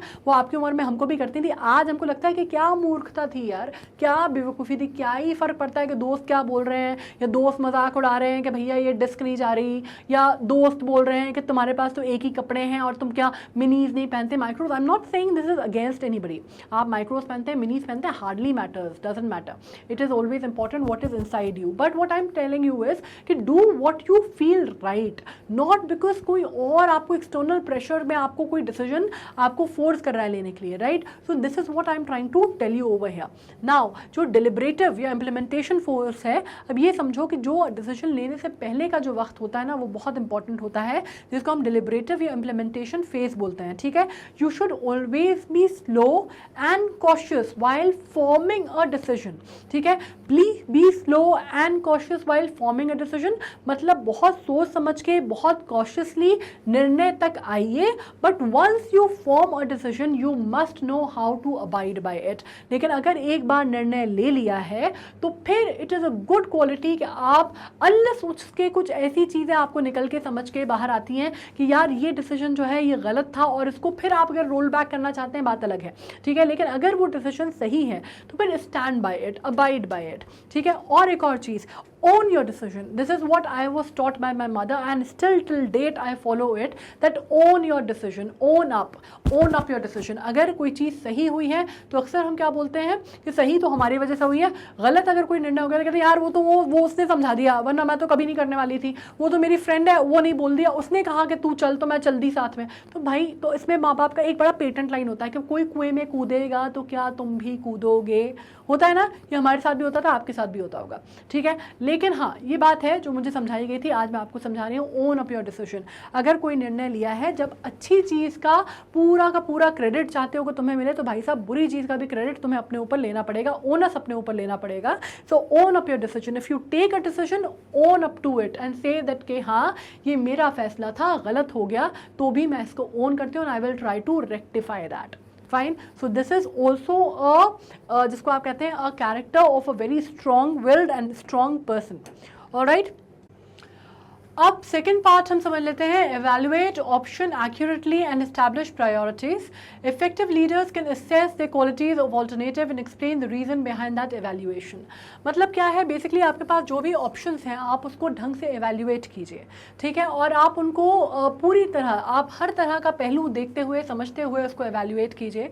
ऑप्शंस को देखिए, जितने भी प्रकार के ऑप्शंस आपके सामने हैं आप उन सबका आकलन कीजिए, ठीक है, आप उन सबको समझिए, सबको परखिए, उसके बाद आप किसी नतीजे पे आइए या प्रायोरिटाइज कीजिए। कई बार डिसीजन बहुत टफ होते हैं। जैसे मैं आपको एक एग्जांपल बताती हूँ कि चलिए 2 रेलवे की पटरियाँ हैं मान लीजिए, ठीक है। ये एक बहुत फेमस साइकोलॉजिस्ट हैं, उनकी स्टडी है, मेरी नहीं है। उन्होंने बोला था और उस पर उन्होंने पूरा शोध किया था जिस पर डिस्कशन हुआ, और उन्होंने कहा कि चलो 2 रेलवे की पटरियाँ हैं आप मान लीजिए, ठीक है, और उसमें 2 रेलवे की पटरियों पर एक पटरी है जो कि काम नहीं करती, फंक्शनल नहीं है, ठीक है, और दूसरी ऐसी पटरी है जिसपे ट्रेन आती जाती हैं, बहुत ज़्यादा चलती हुई पटरी है। अब हुआ ये कि ये जो चलती हुई पटरी नहीं थी उस पर बहुत ज़्यादा पेड़ वेड़ जो हैं वो जैसे पौधे वौधे उगाते हैं, आपने देखा होगा, है ना, तो उगाते हैं। तो आपको देख के कहीं ना कहीं वो समझ में आ रहा था, अगर आप उसको एनालाइज करें, कि ये जो है ये चलता हुआ ट्रैक है और ये अनयूज्ड ट्रैक है और काफ़ी टाइम से अनयूज्ड है। वो उसकी हालत देख के आपको समझ में आ रहा था। अब उस अनयूज्ड ट्रैक पर छोटे छोटे बच्चे थे, कुछ आसपास में कोई गांव रहता होगा, तो वहाँ के जो बच्चे थे वो खेलने आए, ठीक है। अब कुछ बच्चे हैं, 5-6 बच्चे हैं, जो कि वो एक जो नॉर्मल ट्रैक है, जो साफ ट्रैक है जिसपे ट्रेन्स आती जाती है, इस वजह से वो नॉर्मल है, मतलब वो बिल्कुल पूरी तरह से साफ़ है, उस पर वो बच्चे जो हैं वो खेल रहे हैं।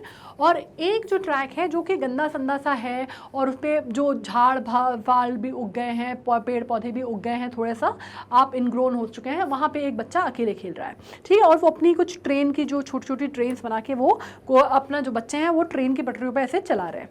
अब उसमें ये डिसीजन आपसे पूछा जाता है, वो जो साइकोलॉजिस्ट हैं वो पूछते हैं कि अगर इसमें आपको पता चलता है कि सामने एक ट्रेन आ रही है और आपके पास यहाँ पे एक ऑप्शन भी है जहाँ से आप ट्रेन की पटरी जो है वो स्विच कर सकते हैं, ठीक है, आप ट्रेन की पटरी स्विच कर सकते हैं। आप एक व्यक्ति हैं जो इसको देख रहे हैं दूर से, और आपके पास एक, जिसको मालूम है ना, जहाँ से आपको मालूम है ट्रेन की पटरियाँ बदली जाती हैं, आप उस लिवर के पास हैं और आपके पास ऑप्शन है और सामने से ट्रेन जो है पूरी स्पीड में आ रही है, ठीक है। अब आप क्या करेंगे ऐसी स्थिति में, ठीक है। आपको मालूम है कि वो बच्चे जो हैं, 6-7 बच्चे जो हैं एक पटरी पे खेल रहे हैं और ट्रेन वहाँ से चली आ रही है, आपको दूर से दिखाई दे रही है, लेकिन समा वो बच्चे जो हैं वो अपनी मस्ती में मस्त हैं, मगन हैं, उनको नहीं समझ में आ रहा, ठीक है। अब आपके पास ऑप्शन है कि या तो आप ट्रेन को आते हुए पटरी चेंज कर दीजिए और इस पटरी पर ले आइए, जो कि एक पटरी है जो कि बहुत सालों से यूज़ नहीं हुई है, और वो एक बच्चा जो है उसकी लाइफ को आप कॉम्प्रोमाइज़ कर दीजिए, क्योंकि ट्रेन में तो हज़ारों की संख्या में यात्री हैं, है ना। तो एक बच्चे की चलो लाइफ को कॉम्प्रोमाइज़ करके आप हज़ारों की लाइफ बचा सकते हो, तो ज़्यादा बेटर निर्णय है, ना कि आप ये जो 6-7 बच्चे हैं ये सारे के सारे जो हैं कुचल जाएंगे और मारे जाएंगे। तो ये डिसीजन क्या है आपके पास, आप क्या करेंगे, ठीक है।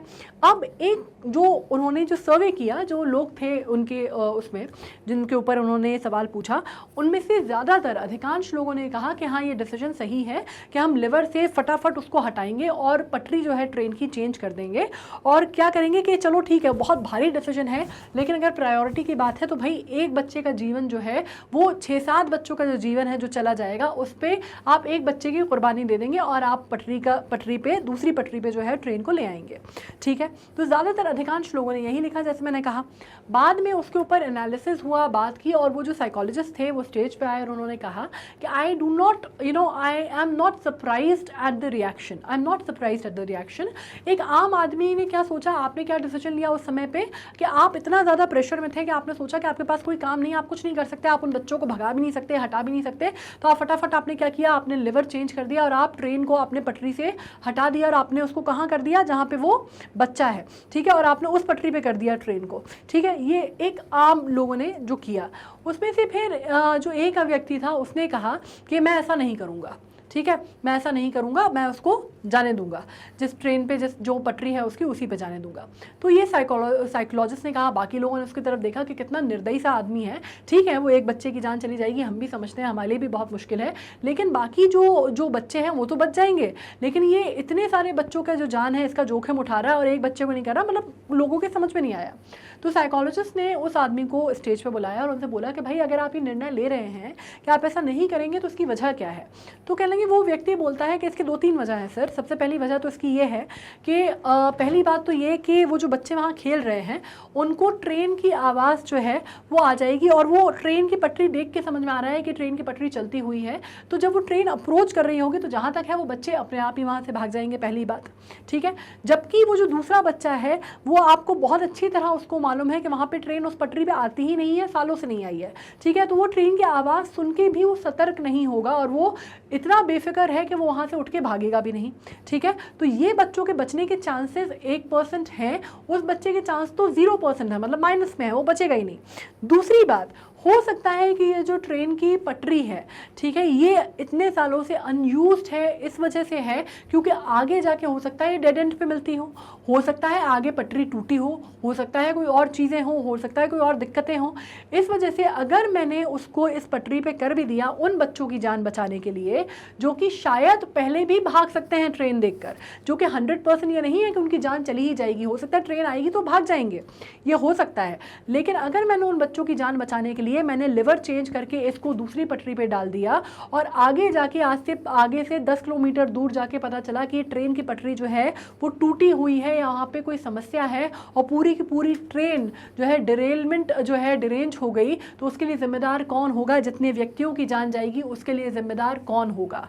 तो ये सोच के मैंने कहा सर कि मैं लिवर जो है वो पुल नहीं करूंगा और ट्रेन जिस पटरी पे आती है उसी पे आने दूंगा।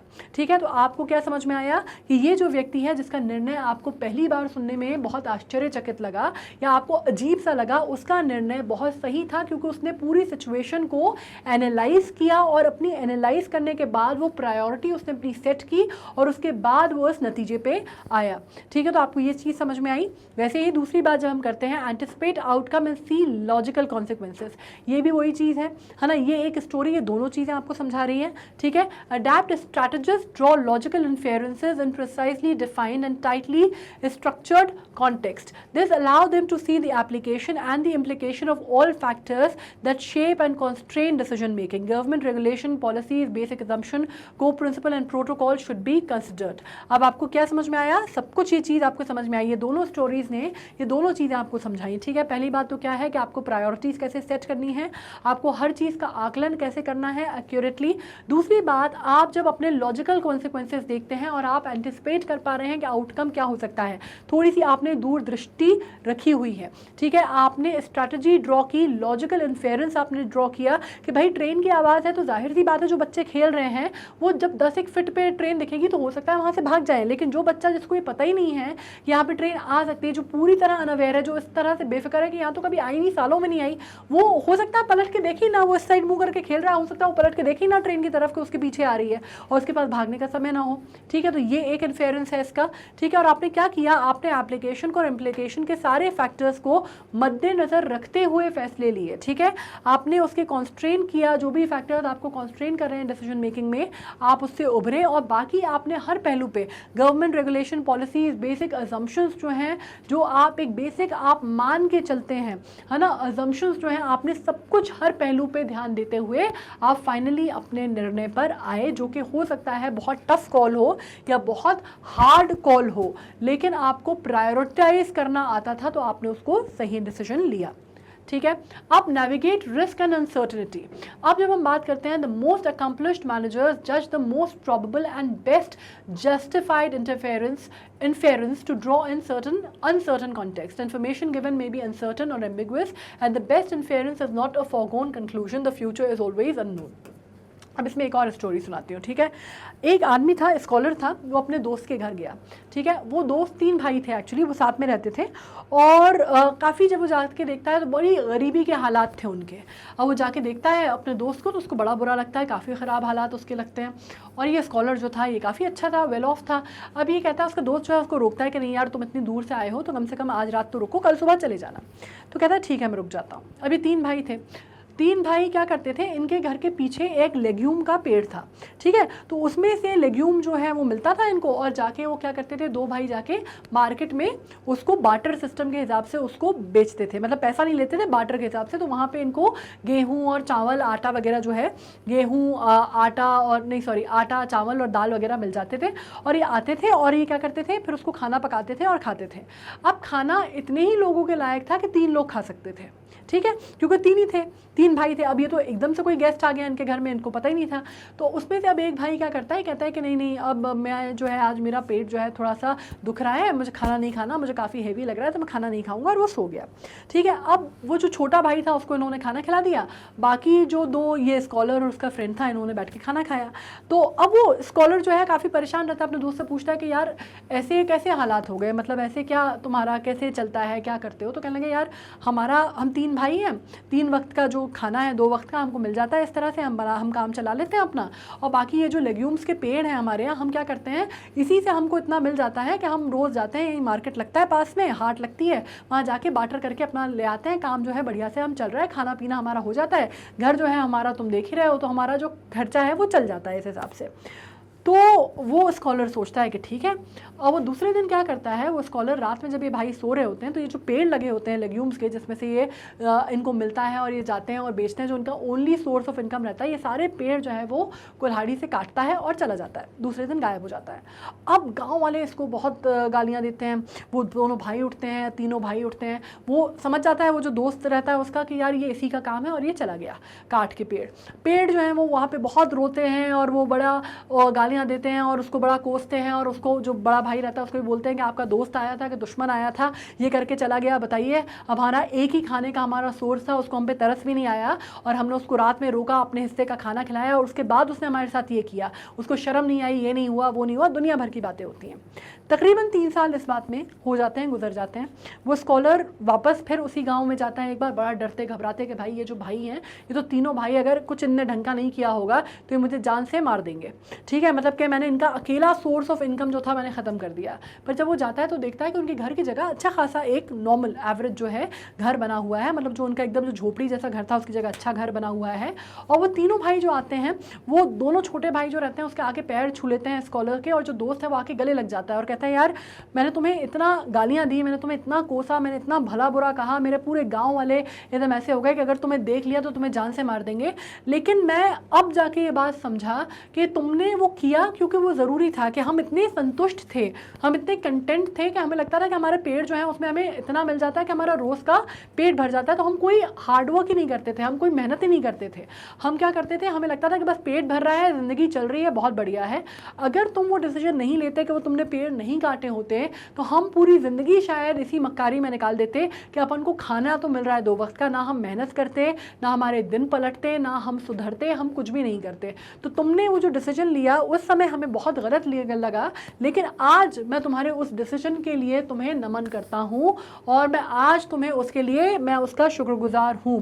तो आप ये जो बात है आप ये समझिए कि कई बार हमें ये नहीं पता होता, उस दोस्त को या उस स्कॉलर को ये नहीं पता था कि वो जो कर रहा है वो सही कर रहा है या गलत कर रहा है। मतलब वो जानता था कि अगर उसने काट दिया तो शायद इनको अपना पेट पालने के लिए कुछ ना कुछ तो करना पड़ेगा, ये उसका आकलन था, ये उसने एक अनसर्टेनिटी थी, रिस्क इन्वॉल्व था, लेकिन फिर भी उसने किया क्योंकि उसको लगा कि यार ये सही तरीका है करने का, ठीक है। So this is what I am trying to tell you कि कई बार आपका जो फ्यूचर है वो एम्बिगुअस होता है, अनसर्टेनिटी होती है, लेकिन आप एक गुड गेस के हिसाब से या जो चीज़ आपको सही लगती है वो आप करते हैं, और आप उसका एक लॉजिकल थोड़ा सा आप रीज़न आउट करते हैं कि यार अगर ये नहीं हुए तो कुछ ना कुछ तो करेंगे, 3 आदमी हट्टे कट्टे कमाएंगे, कोई भूखे तो मरेंगे नहीं, कुछ तो ये रास्ता निकाल लेंगे। ये उसके दिमाग में एक अनसर्टेनिटी के सिचुएशन में भी उसके दिमाग में एक पॉजिटिव क्लू था, ठीक है। लेकिन दूसरा ये भी हो सकता है कि वो कहें कि यार ये तो मुझे जान से मार देंगे, या ये बिल्कुल कहो कुछ ही ना करें, क्या कह सकते हैं भाई, इनका कहो कि इससे भी बुरी हालत आ जाए, अभी तो कम से कम 2 वक्त का खाना मिल रहा है, ये भी ना कमा पाएँ, तो ये भी था। लेकिन उसके बावजूद अगर आप डिसीजन ले पाते हैं, आप बेस्ट इन्फेरेंस कर पाते हैं ऑफ द गिवन सिचुएशन, और आप एक सही निर्णय ले पाते हैं, तो आप कह सकते हैं फ्यूचर, क्योंकि आपको मालूम है एम्बिगुअस है, अननोन है, लेकिन उसमें भी अगर आप एक सही निर्णय पे आ पाते हैं तो ये आपके लिए ये एक अच्छे डिसीजन मेकर की पहचान है, ठीक है। Reason well in context requiring quantitative analysis. Leader must be able to analyse, interpret and evaluate vital information as presented in chart, graph, tables or text. They must understand what the number means and how this important impact their opinion. अब आपको एक मैं बात बताऊं, कई बार आपसे होता है जब आप बड़े क्लासेस में जाएंगे, या इनफैक्ट अभी भी हो सकता है कि आपको कई बार ऐसी प्रॉब्लम सॉल्विंग या जीडीज़ वगैरह होते हैं, ठीक है। अगर आप कॉम्पिटिटिव एग्जाम्स वगैरह की तैयारी करेंगे तो जीडीज़ वगैरह होते हैं, और आपको बोला जाता है आपको फॉर एंड अगेंस्ट बोलना है, या आपको अगर आप किसी कोई स्टेटमेंट है उसको आप सपोर्ट कर रहे हैं तो आपको अपने सपोर्ट के रीजंस देने हैं या आपको अपने अगेंस्ट होने के रीजंस देने हैं, राइट। तो उस टाइम पे आपकी जो डिसीजन मेकिंग क्वालिटी है बहुत काम आती है, क्योंकि वो टाइम होता है जब आप ये डिसाइड कर पाते हैं कि जो भी आपको इन्फॉर्मेशन मिली है उस पर्टिकुलर लाइन में जो भी इन्फॉर्मेशन है या जो भी क्वांटिटेटिव एनालिसिस है, जो भी आप समझ पा रहे हैं, आप उससे क्या मतलब निकाल पा रहे हैं, प्रोज एंड कॉन्स आप कितना समझ पा रहे हैं, और जो भी इन्फॉर्मेशन आपको दी गई है वो क्या सफिशेंट है। कई बार होता है कि डेटा इनसफिशेंसी की प्रॉब्लम्स होती हैं, लेकिन कई बार होता है आपको अपना ओपिनियन बनाना होता है। जैसे आपको अगर मैं बोलूँ कि एक नॉर्मल सी, जैसे मैं आपसे बोलूँ कि भाई भारत में जो फांसी की सज़ा है उसको रखना चाहिए या रद्द करना चाहिए, फॉर एंड अगेंस्ट आपको बोलना है। कुछ बोलेंगे कि उसको होना चाहिए, कुछ बोलेंगे अगेंस्ट होगा। आपको आप उसका कितना लॉजिकल आप उसके आंसर्स दे पा रहे हैं या रीजंस दे पा रहे हैं, दैट इज़ वेरी इंपॉर्टेंट।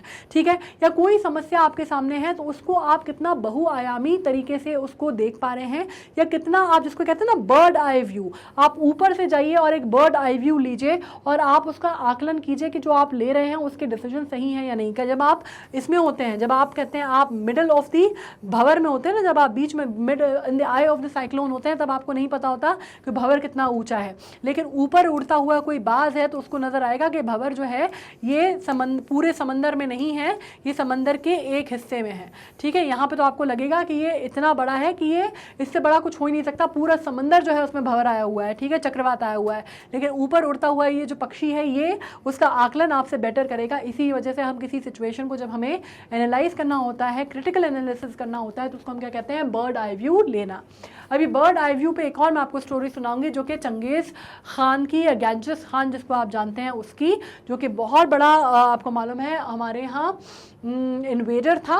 और आपको मालूम है कि गंजा बहुत ही कौन सा आदमी कहता था, बड़े क्रूर माना जाता है ना चंगेज़ खान, वो था। और उसकी एक फैल्कन था, उसकी स्टोरी है, ये बर्ड आई व्यू से मुझे याद है, वो सुनाती हूँ मैं आपको। ठीक है, लेकिन अपन पहले ये पढ़ लें, अपन ये पढ़ लें कि what can prevent effective decision making. वो कौन सी चीज़ें हैं जो इफेक्टिव डिसीजन मेकिंग से हमें रोक सकती हैं। पहली चीज़, नॉट इनफ इन्फॉर्मेशन, मतलब सबसे बड़ी बात कि आपके पास इन्फॉर्मेशन नहीं है, आपके पास इन्फॉर्मेशन का अभाव है। आपको ये लगता है कि आपके पास कोई डेटा सफिशेंसी का, इनसफिशेंसी की बात आ गई है ना। जैसे कि अगर मैं आपसे पूछूं कि भाई मैंने अगर आपसे बोला कि मेरे पास 5 बकरियां हैं और 5 मुर्गे हैं, बताइए मेरे कितने भाई हैं, तो ये तो आप इसमें कोई निकाल ही नहीं पाएंगे। आप कैसे निकालेंगे, मतलब ये तो कोई सफिशिएंट, कोई सरपैर ही नहीं बन रहा ना इन्फॉर्मेशन का। जो पीस मैंने इन्फॉर्मेशन दिया और जो सवाल मैंने आपसे पूछा उसमें कोई लिंक ही नहीं है, तो डेटा इनसफिशिएंट है सीधे सीधे। ठीक है, तो आपके पास लैक ऑफ इन्फॉर्मेशन है, आपके पास इनफ इन्फॉर्मेशन ही नहीं है नतीजे पर आने के लिए। तो यहाँ पर अगर आप नतीजा नहीं ले पा रहे तो आप बैड डिसीजन मेकर नहीं है, आप सेंसिबल आदमी। ये कह रहे हैं कि आप कुछ तो सेंसिबल लॉजिकल बात तो करो यार, उस पर तो आदमी कंक्लूजन पे आएगा। कुछ भी हवा की कहीं की भी बातें करोगे तो कैसे बताएंगे हम। ठीक है, तो ये वाली बात हो गई कि आपके पास बेसिकली आपके पास डेटा सफिशिएंट नहीं है। ठीक है, take time to gather necessary data. इस कंडीशन में जैसे जो मैंने एग्जांपल दिया उसमें तो नहीं, इन नॉर्मल कंडीशंस आप क्या करते हैं, नेसेसरी डेटा को आप लाने की कोशिश करेंगे, प्रोसेस करने की कोशिश करेंगे, और time scale is very tight. If necessary prioritise your information gathering by identifying which information is most important to you. और ज़्यादातर सिचुएशन में क्या होता है, आपके पास जो इन्फॉर्मेशन दी गई है, जो इन्फॉर्मेशन आपको कही गई है, आप उस पर कितना बेस्ट उसको एट यूज रख सकते हैं वो आपको सोचना है। ठीक है, और उसको लेते हुए अगर आप बिल्कुल ही डू एंड डाई सिचुएशन में है कि भैया निर्णय तो लेना ही है, ठीक है, तो बेस्ट जो पीस ऑफ इंफॉर्मेशन है उससे जो बेस्ट निर्णय आप ले सकते हैं वो आप कोशिश कीजिए। लेकिन ये डेटा इनसफिशिएंसी जो मैंने एग्जांपल दिया उसमें फिट नहीं होता ये। ठीक है, नाउ नेक्स्ट जो है टू मच ऑफ इन्फॉर्मेशन। कई बार आपके पास अतः इन्फॉर्मेशन होती है जिसकी आपको ज़रूरत ही नहीं होती, फोकट की इन्फॉर्मेशन होती है ना, फालतू की, जिसको हम कहते हैं ना टू मच इन्फॉर्मेशन। मतलब इसके लिए आजकल एक वर्ड भी आप लोग यूज़ करते हैं TMI, है ना, टू मच ऑफ इन्फॉर्मेशन, इससे की ज़रूरत ही नहीं है। ठीक है, मतलब क्या ऑपोजिट प्रॉब्लम क्या है, जब आपको पता चलता है बहुत ज़्यादा कॉन्फ्लिक्टिंग सिचुएशन है, बहुत ही ज़्यादा कॉन्फ्लिक्टिंग आपके पास इन्फॉर्मेशन है ना, the wood for the trees, आप कहते हैं ना information that is impossible to see the wood for the trees, this is sometimes called analysis paralysis. इसको क्या कहते हैं, अगर आप टेक्निकल टर्म में देखेंगे, साइकोलॉजिकल टर्म में, तो उसको एनालिसिस पैरालिसिस कहा जाता है। और उसको कहा जाता है tactic to delay organisational decision making, जो कि इन्वॉल्व करते हैं demanding ever more information before they can be decided. अभी कब होता है मालूम है, ये एनालिसिस पैरालिसिस कई बार बड़ा होशियार लोग जो हैं वो अप्लाई करते हैं नॉर्मल कॉर्पोरेट्स में। क्या करते हैं, वो इतनी फोकट की इन्फॉर्मेशन को प्रोसेस कर देंगे, इतनी इन्फॉर्मेशन इतनी इन्फॉर्मेशन इतनी इन्फॉर्मेशन जिसकी ज़रूरत ही नहीं है ना। मतलब डिसीजन जो है भैया वो सीधा सीधा हो सकता है, सीधी सीधी चीज़ों चीज़ों को सीधे सीधे ग्राफ का आकलन करके हो सकता है, लेकिन नहीं, हमें पोथी की पोथी, पुराण के पुराण लिखने की ज़रूरत है। हमें सीधी जो चीज़ है उसको समझ ही नहीं आ रहा, हम उसको गोल गोल गोल गोल गोल गोल गोल गोल घुमाएंगे, फोकट का इतना सारा हम उसका डेटा कलेक्ट कर लेंगे और किसी काम का डेटा नहीं, मतलब वो फालतू में अगर देखें तो उसको डंप करने लायक डेटा है, लेकिन हम वो सारा डेटा लेंगे, फिर उसको पढ़ेंगे, फिर उसका एनालिसिस करेंगे, फिर उस पर बातें करेंगे, फिर उस पर विचार विमर्श करेंगे, फिर मीटिंग बैठेगी, फिर कॉन्फ्रेंस होगी, फिर राउंड टेबल कॉन्फ्रेंस होगी और फाइनली डिसीजन जो है डिलेड हो जाएगा। ठीक है, तो कई बार बहुत ज़्यादा इन्फॉर्मेशन होना भी जो है वो डिसीजन मेकिंग को हैम्पर करता है। ठीक है, अति किसी भी चीज़ की ख़राब होती है, कमी जैसे अगर आप बात करते हैं कि भैया कम डिसीजन है, इन्फॉर्मेशन है तो भी समस्या है, बहुत ज़्यादा है तो भी समस्या है, तो बीच बीच का जो है रास्ता वो बढ़िया रहता है। ठीक है, ये समझ में आ गया। नाउ नेक्स्ट अगर देख लेते हैं ये प्रॉब्लम क्या है, can be often resolve by getting everyone together to decide what information is really important and why, and by setting the clear time scale for decision making including information gathering stage. अब इसमें सबसे बड़ी बात क्या होती है, ये मैं आपको बता रही हूँ कॉर्पोरेट के लेवल्स पे। ठीक है, तो उसमें क्या होता है, ये बोला जाता है कि ठीक है आपने डिसीजन है, बहुत सारा अपने पास डेटा है, बहुत ही ज़्यादा डेटा है, तो आप एक काम करें, एक अपन जो है कमेटी गठित कर देते हैं और उनको बोलते हैं कि आप सारे पहलुओं पर काम कीजिए। आपको एक डेडलाइन दे दी गई है कि आपको 15 दिन में जो पूरा डेटा है, इस पर जो काम का डेटा है वो रखना है, बाकी डेटा जो है आपको वेस्ट में आपको फेंक देना है। आप डेटा लाइए, आप इन्फॉर्मेशन जो है उसको सिंथेसाइज कीजिए, प्रोसेस कीजिए, जो इन्फॉर्मेशन काम की लग रही है उसको रखिए एक साइड, बाकी आप डिलीट मारते जाइए, है ना, बाकी आप डिलीट मारते जाइए। एक टेबल आप तैयार कीजिए इन्फॉर्मेशन का, इंपॉर्टेंट इन्फॉर्मेशन का, उसके ऊपर ये जो कमेटी है वो एक और जो कोर कमेटी है वो बनाई जाएगी, उस पर बोला जाएगा कि भाई आप लोग अब ये जो इन्फॉर्मेशन है ये इंपॉर्टेंट इन्फॉर्मेशन है, ये आपके सारे जो पहलू हैं इसमें कवर हैं, अब इसको लेके आप डिसीजन पे आइए। और एक अगेन आपको दे दिया गया कि उसको दिए गए थे 15 दिन, आपको दिए जाएंगे 5 दिन, आप 5 दिन में इस पे निर्णय पे आइए। ठीक है, तो ये बेसिकली क्या है, ये आपने उसको क्या कर दिया, आपने उस प्रोसेस को सिंप्लीफाई कर दिया। ठीक है, ये आपके पास हो गया कि आपको डेडलाइन दे दी गई और आपको 2 उसमें बना दिया गया कि आप पहले जो आपका डेटा है, उसका जो कलेक्टेड डेटा है उसमें से आप काम का डेटा जो है वो छानेंगे और फिर जो काम का डेटा है उसके हिसाब से आप एनालिसिस करेंगे और डिसीजन पे आएंगे। ठीक है, नाउ टू मेनी पीपल, कई बार ये होता है too many cooks spoils the broth, है ना, जब बहुत सारे लोग खाना बना रहे हैं तो कई बार क्या होता है कि वो खाना जो है अच्छा बनने की जगह बहुत बर्बाद हो जाएगा, वो सूप जो है बिल्कुल बर्बाद हो जाएगा। मतलब इस पर मैं आपको बताती हूँ कि मेरे घर में एक कुक था और उसको सब लोग अलग अलग चीज़ें बता रहे थे, वो कढ़ी बना रही थी एक बार। ठीक है, तो उसको बोला गया कि भाई कढ़ी, उसने कहा कि मठा जो है उतना खट्टा नहीं है, उसमें चीज़ें डालनी है। अब क्या हुआ कि मैंने बोला कि मैंने कहा चलो अच्छा मठा खट्टा नहीं है तो एक काम करते हैं, उसमें आप वो डाल दो, टाटरी डाल दो। ठीक है, तो टाटरी से थोड़ा खट्टा हो जाएगा, कढ़ी अच्छी हो जाएगी। अब उसको थोड़ी देर बाद वो गई तो मेरी जो दादी थी उन्होंने बोला कि काम कर कि वो खट्टा नहीं है तो उसमें ना तू वो डाल दे, क्या बोलते हैं, थोड़ा सा अमचूर डाल दे, अमचूर से हो जाएगा काम। ठीक है, बाकी अब आगे गई तो किसी ने उसको बोल दिया कोकम डाल दे। ठीक है, अब आप सोचिए कि उतना कंफ्यूज हो गई, वो डिसीजन नहीं ले पाई। उसने कहा कि मुझे किसी ने टाटरी बोल दिया, किसी ने कोकम बोल दिया, किसी ने अमचूर बोल दिया, तो उसने क्या किया, उसने सोचा कि भाई मैं अपना दिमाग नहीं लगाया, उसने सबने जो जो बोला उसने सब डाल दिया उसमें। तो अब आप इमेजिन कीजिए कि वो कढ़ी का क्या हुआ होगा, क्या वो खाने लायक बची? बिल्कुल नहीं बची। मतलब क्या हुआ कि एक समस्या थी, उसमें 3 लोगों ने अपना दिमाग लगाया और वो जो चौथा जो था जिसको अपना दिमाग लगा के ये डिसाइड करना चाहिए था कि भैया एक ही चीज़ करो, तीनों मत करो, तीनों की सुन ली है तो भी, तो उसने वो डिसीजन लिया नहीं। तो हुआ क्या कि वो जो कढ़ी है वो फाइनली क्या हुआ, फेंकने में गई। ठीक है, खाने लायक तो बची नहीं वो। तो ये आप समझ गए, जब बहुत सारे लोग एक निर्णय लेते हैं तो कई बार हम सिचुएशन को, सिंपल सिचुएशन को कॉम्प्लेक्स कर देते हैं। ठीक है, तो आप क्या कर रहे हैं, making decision by committee is difficult, everyone has their own views, हर आदमी के अपने अपने व्यूज होंगे। ठीक है, and their own values, why not is important is that these views are and why and how they are important, it may be essential for one person to take responsibility for making a decision, sometime any decision is better than none. कई बार ये जो होता है इसमें managers का role जो है वो इम्पेरेटिव होता है। अच्छा मैनेजर वो होता है जो सबकी सुनता है, सबके डिसीजंस को, सबके व्यू पॉइंट लेता है, सबके वैल्यूज़ लेता है, सबके इनपुट करता है, फिर कोई चीज़ निकालता है और फाइनली डिसीजन पे आता है। क्योंकि अगर आप हर आदमी को खुश करने जाएंगे तो आप किसी को भी खुश नहीं कर पाएंगे। As it is said that you can not please everybody, you are not a piece of pizza, right. So कई बार आपको टफ कॉल्स लेने होते हैं, कई बार आपको अपने विनय से काम करना होता है। आप हर आदमी को प्लीज या खुश नहीं कर सकते, right. Now wasted interest. Decision making process often founders under the weight of wasted interest. These wasted interests are often not overtly expressed but many be a crucial blockages. कई बार लोगों के अपने फायदे के लिए आपके डिसीजंस को हैम्पर कर देते हैं, ठीक है। किसी आदमी को लगता है यार ये डिसीजन हुआ तो उसमें मेरा फ़ायदा नहीं है ना, मतलब मैं अगर ये करूँगा तो मुझे तो बहुत नुकसान होगा, तो उसको ये समझ में आ रहा है कि डिसीजन सही है ना, लॉन्ग टर्म के लिए सही है, लोगों के लिए अगर आप कहते हैं फॉर द बिगर गुड वो सही है, लेकिन आपका क्योंकि उसमें नुकसान हो रहा है या आपके लिए वो सही नहीं है, तो आप बीच में क्या करते हैं, अड़ंगे अटका देते हैं, या आप उसमें बीच में क्या करते हैं, आप उसमें बीच में एक जिसको कहते हैं ना लूप छोड़ देते हैं, तो फिर वो डिसीजन जो है अटक जाता है। तो कई बार वेस्टेड इंटरेस्ट की वजह से डिसीजन अटक जाते हैं, because they are not overtly express, it is hard to identify them clearly and therefore address them, but it can be sometimes be possible to do so by exploring them with someone outside the process but in similar position। तो इसमें क्या होता है, कई बार जैसे मैंने कहा इसमें भी थर्ड आई व्यू जो है, बर्ड आई व्यू जो है काम आता है। कई बार जो इंसान उस प्रॉब्लम का पार्ट नहीं होता, कई बार आप उससे भी पूछ सकते हैं, उससे भी आप एक उसका ऑब्जेक्टिव आउटलुक जो है वो समझने की कोशिश कर सकते हैं, या उसको बोल सकते हैं कि यार अगर तू मेरी जगह होता या इस तरह की सिचुएशन होती तो आप क्या करते।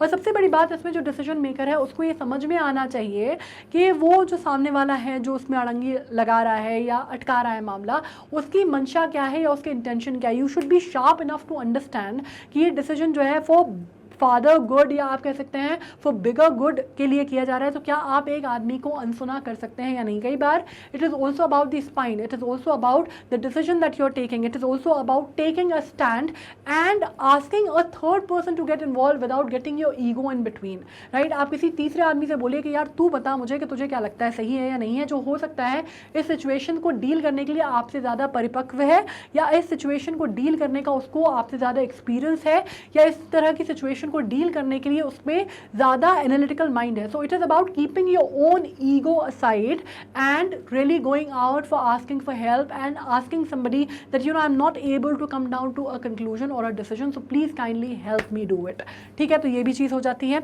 It can also help to explore the rational intuitive aspect with all stake holder, usually with the external facilitator to support the process. जैसे मैंने कहा कि कई बार कोई तीसरा आदमी जो आपकी सिचुएशन में फंसा हुआ नहीं होता, वो उस चीज़ को ज़्यादा अच्छे से समझ सकता है, बल्कि कई बार कहते हैं ना मेरी प्रॉब्लम है मैं ही समझूंगा, ज़रूरी नहीं है। कई बार आपकी प्रॉब्लम कोई तीसरा ज़्यादा अच्छे से समझ सकता है, क्योंकि आप उस प्रॉब्लम में इतने घुसे हुए हैं, इतने मेंटली इमोशनली हर लेवल पे आप इन्वॉल्व हैं कि आप उसका प्रैक्टिकल एस्पेक्ट नहीं समझ पा रहे। So it is always a good idea to ask for help and to you know look out for people जो आपको लगता है कि आपको उससे निकाल सकते हैं, आपकी मदद कर सकते हैं। It is not a weaker person who can do that. अगर आपको डिसीजन मेकिंग में दिक्कत हो रही है, you can go out for help and reach out to people whom you think can help you out with a solution, right? So that is also very important. Now emotional attachments, हमारी life की ज़्यादातर tragedy जो होती है ना, चाहे हम किसी भी एज में हो, इमोशनल अटैचमेंट्स या नो अटैचमेंट, ये भी हमारी दिक्कत है। या तो हम ज़रूरत से ज़्यादा किसी से इमोशनली अटैच हो जाते हैं, सिचुएशन में ज़रूरत से ज़्यादा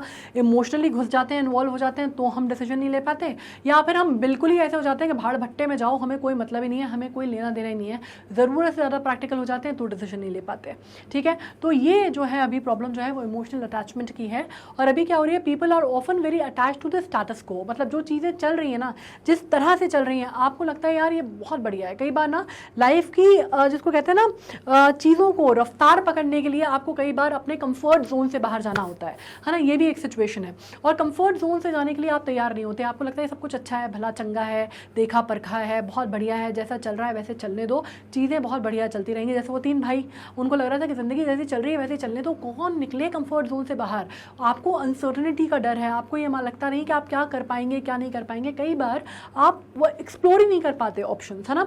और कई बार आप अपनी सिचुएशन से इतने ज़्यादा जुड़े हुए रहते हैं, या अपने आसपास के लोगों से, अपनी चीज़ों से आपको इतना ज़्यादा इमोशनल अटैचमेंट रहता है that you are not able to get out and break free and take a decision, right. So that is also one of the reasons कि आप डिसीजन नहीं ले पाते, या आपके डिसीजन हिंडर होते हैं, या आपके डिसीजन बैकफुट पे चले जाते हैं, या आप थोड़े से पीछे हट जाते हैं, ठीक है, बाकी सारी चीज़ें देख के, इमोशनल अटैचमेंट देख के। Now decisions tend to involve a prospect of change which may people find difficult. और इसमें आप कह लीजिए deciding not to decide is also a decision. अगर आप ये डिसाइड करते हैं कि भाई आप कोई डिसीजन नहीं लेंगे तो ये भी एक डिसीजन है. इसमें एक बात बोली जाती है कि भाई अगर आप एग्ज़ाम दे रहे हैं, है ना, अगर आपने, जैसे मैंने कहा कि भाई लोग जो हैं कई बार, आप एग्ज़ाम तो छोड़िए, चलिए मैं आपसे बात करूं कि कई बार आपको ये आता है कि अगर आपने कोई कंपटीशन हो रहा है उसमें पार्टिसिपेट किया तो कई लोग ये डिसाइड नहीं कर पाते कि हम करें या नहीं करें, हमें उतना अच्छे से तो नहीं आता, पार्टिसिपेट करेंगे तो भी फ़ायदा नहीं है, तो भी नहीं जीतेंगे. भाई अगर आप उसमें पार्टिसिपेट नहीं कर रहे हैं तो आप 100% नहीं जीत रहे हैं. ठीक है, 100% आपका जो काम है वही कट गया. ठीक है, अगर आप पार्टिसिपेट करेंगे तो भी उसमें 2, 5, 10% कुछ तो चांस है आपके जीतने का. इट इज़ अबाउट कि आप कितना आउट ऑफ दी लीग जा पा रहे हैं, आप कितना अपने आप को पुश कर पाते हैं, चैलेंज कर पा रहे हैं. कई बार डिसीजन उस पर भी बहुत ज़्यादा निर्भर करता है. ठीक है, और मैं बहुत पर्सनली इस चीज़ को मानती हूँ that whatever your life is today is either because of the decisions that you made in life और your incapability of taking those decisions in life.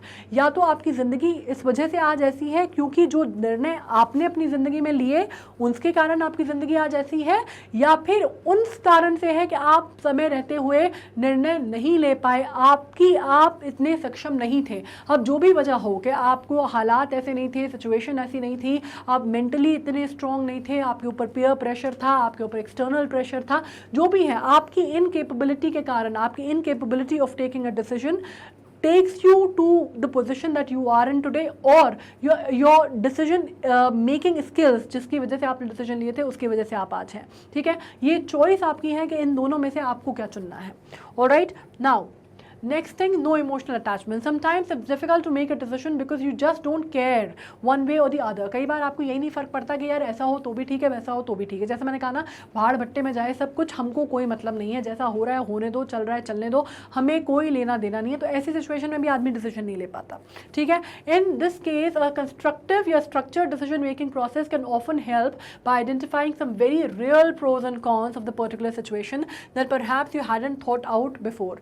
मतलब ऐसी सिचुएशन में क्या होता है, जब आप के ऊपर कहा जाता है ना जवाबदेही नहीं है, या आपके ऊपर कोई किसी भी प्रकार का आपको अकाउंटेबिलिटी नहीं है, तो उस सिचुएशन में भी आदमी थोड़ा ढीला पड़ जाता है. उसको लगता है कि हाँ ठीक है, जैसा है वैसा है, ऐसा हो जाए तो भी ठीक है, वैसा हो जाए तो भी ठीक है. कई बार डिलेमा की सिचुएशन होती है, कई बार इंसान दोनों ही चीज़ें छोड़ देता है, ये भी होता है.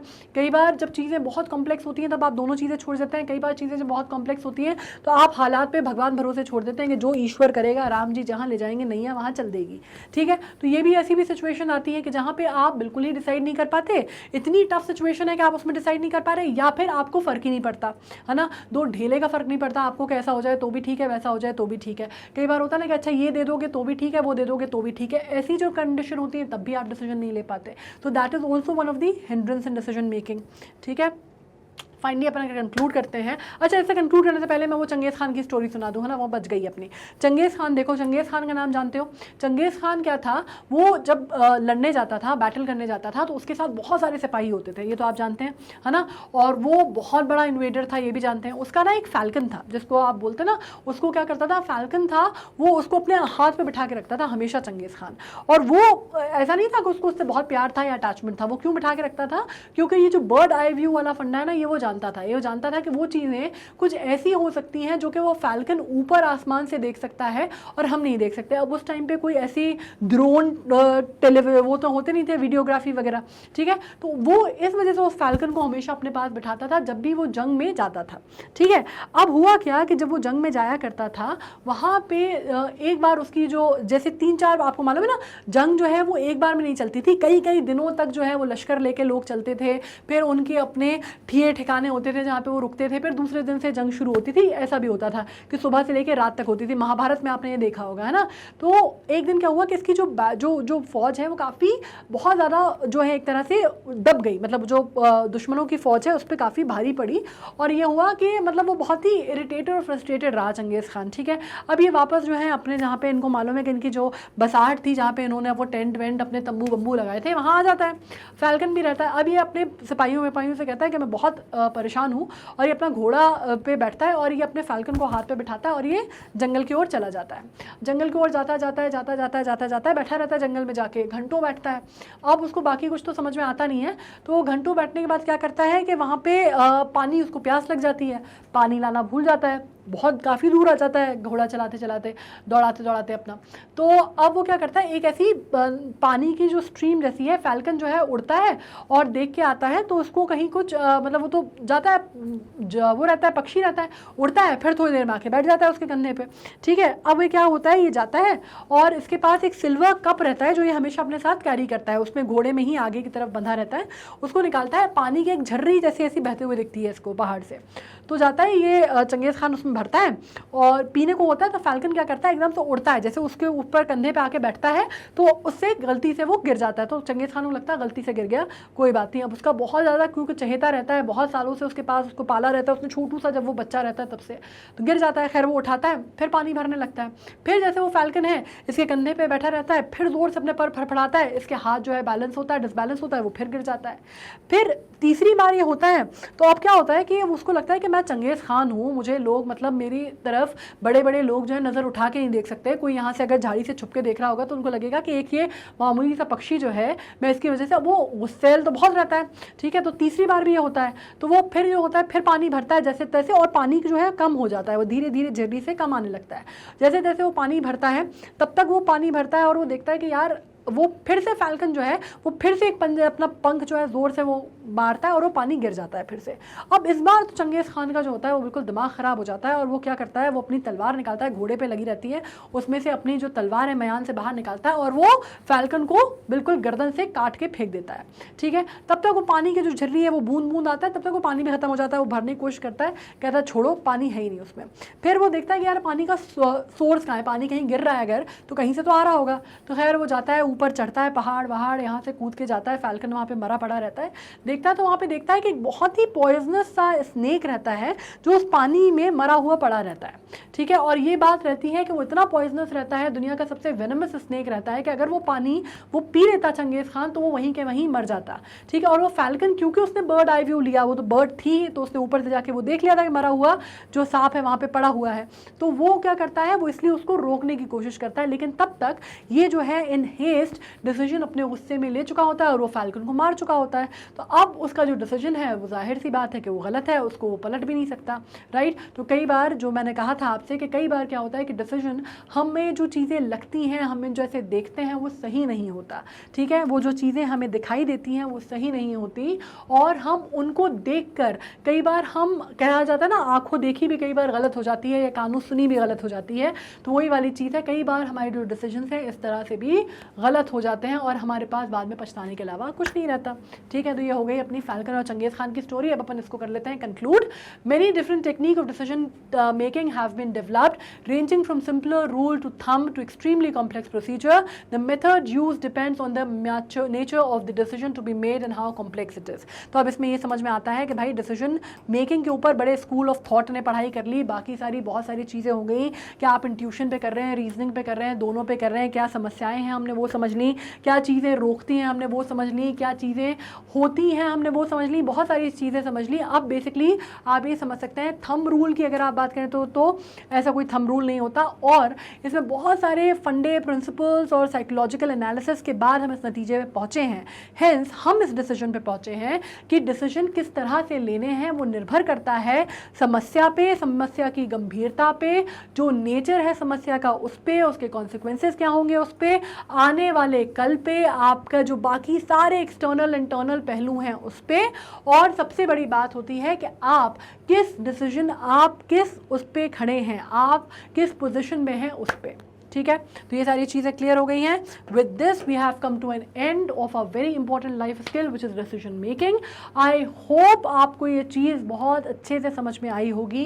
कुछ चीज़ें, कुछ कन्फ्यूजन वैसे तो नहीं होना चाहिए, मेरे ख्याल से हमने काफ़ी सारा डिस्कशन कर लिया है, तो I am sure you are through with this. बाकी लाइफ स्किल्स के जो हमारे चैप्टर्स हैं वो भी आपको मिल जाएंगे हमारी वेबसाइट पे।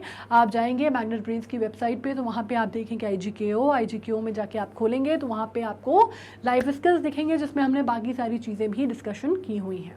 ठीक है, on this note I am signing off. By the way, आप हमसे कनेक्टेड रहना चाहते हैं तो आप हमसे कनेक्टेड रह सकते हैं। कैसे आप हमसे कनेक्टेड रह सकते हैं? सोशल मीडिया के माध्यम से। कैसे? आप फेसबुक पे रह सकते हैं, इंस्टा पे रह सकते हैं, टेलीग्राम पे रह सकते हैं, यूट्यूब तो ऑफकोर्स यू नो, हमारी वेबसाइट ऑफकोर्स यू नो। बाकी जैसे आपको मालूम है, बाय नाउ पे लेटर, नथिंग डूइंग, कुछ नहीं करना है। कूपन कोड कोई अप्लाई नहीं करना, 100% फ्री चैनल है, हमेशा 100% फ्री ही रहने वाला है। और बाकी IGKO के साथ साथ क्या तैयारी कर सकते हो, बाकी CBSE की पढ़ाई करते हो तो वो भी है, स्पोकन इंग्लिश भी है, बहुत सारी चीज़ें हैं, सब कुछ बढ़िया तरीके से हो जाएगा। ठीक है, कोई दिक्कत नहीं है। यूट्यूब पे कैसे है ना, चैनल है, प्लेलिस्ट है, मिल जाएगा, कोई डिसीजन में कोई इसमें तो कोई दिक्कत नहीं है।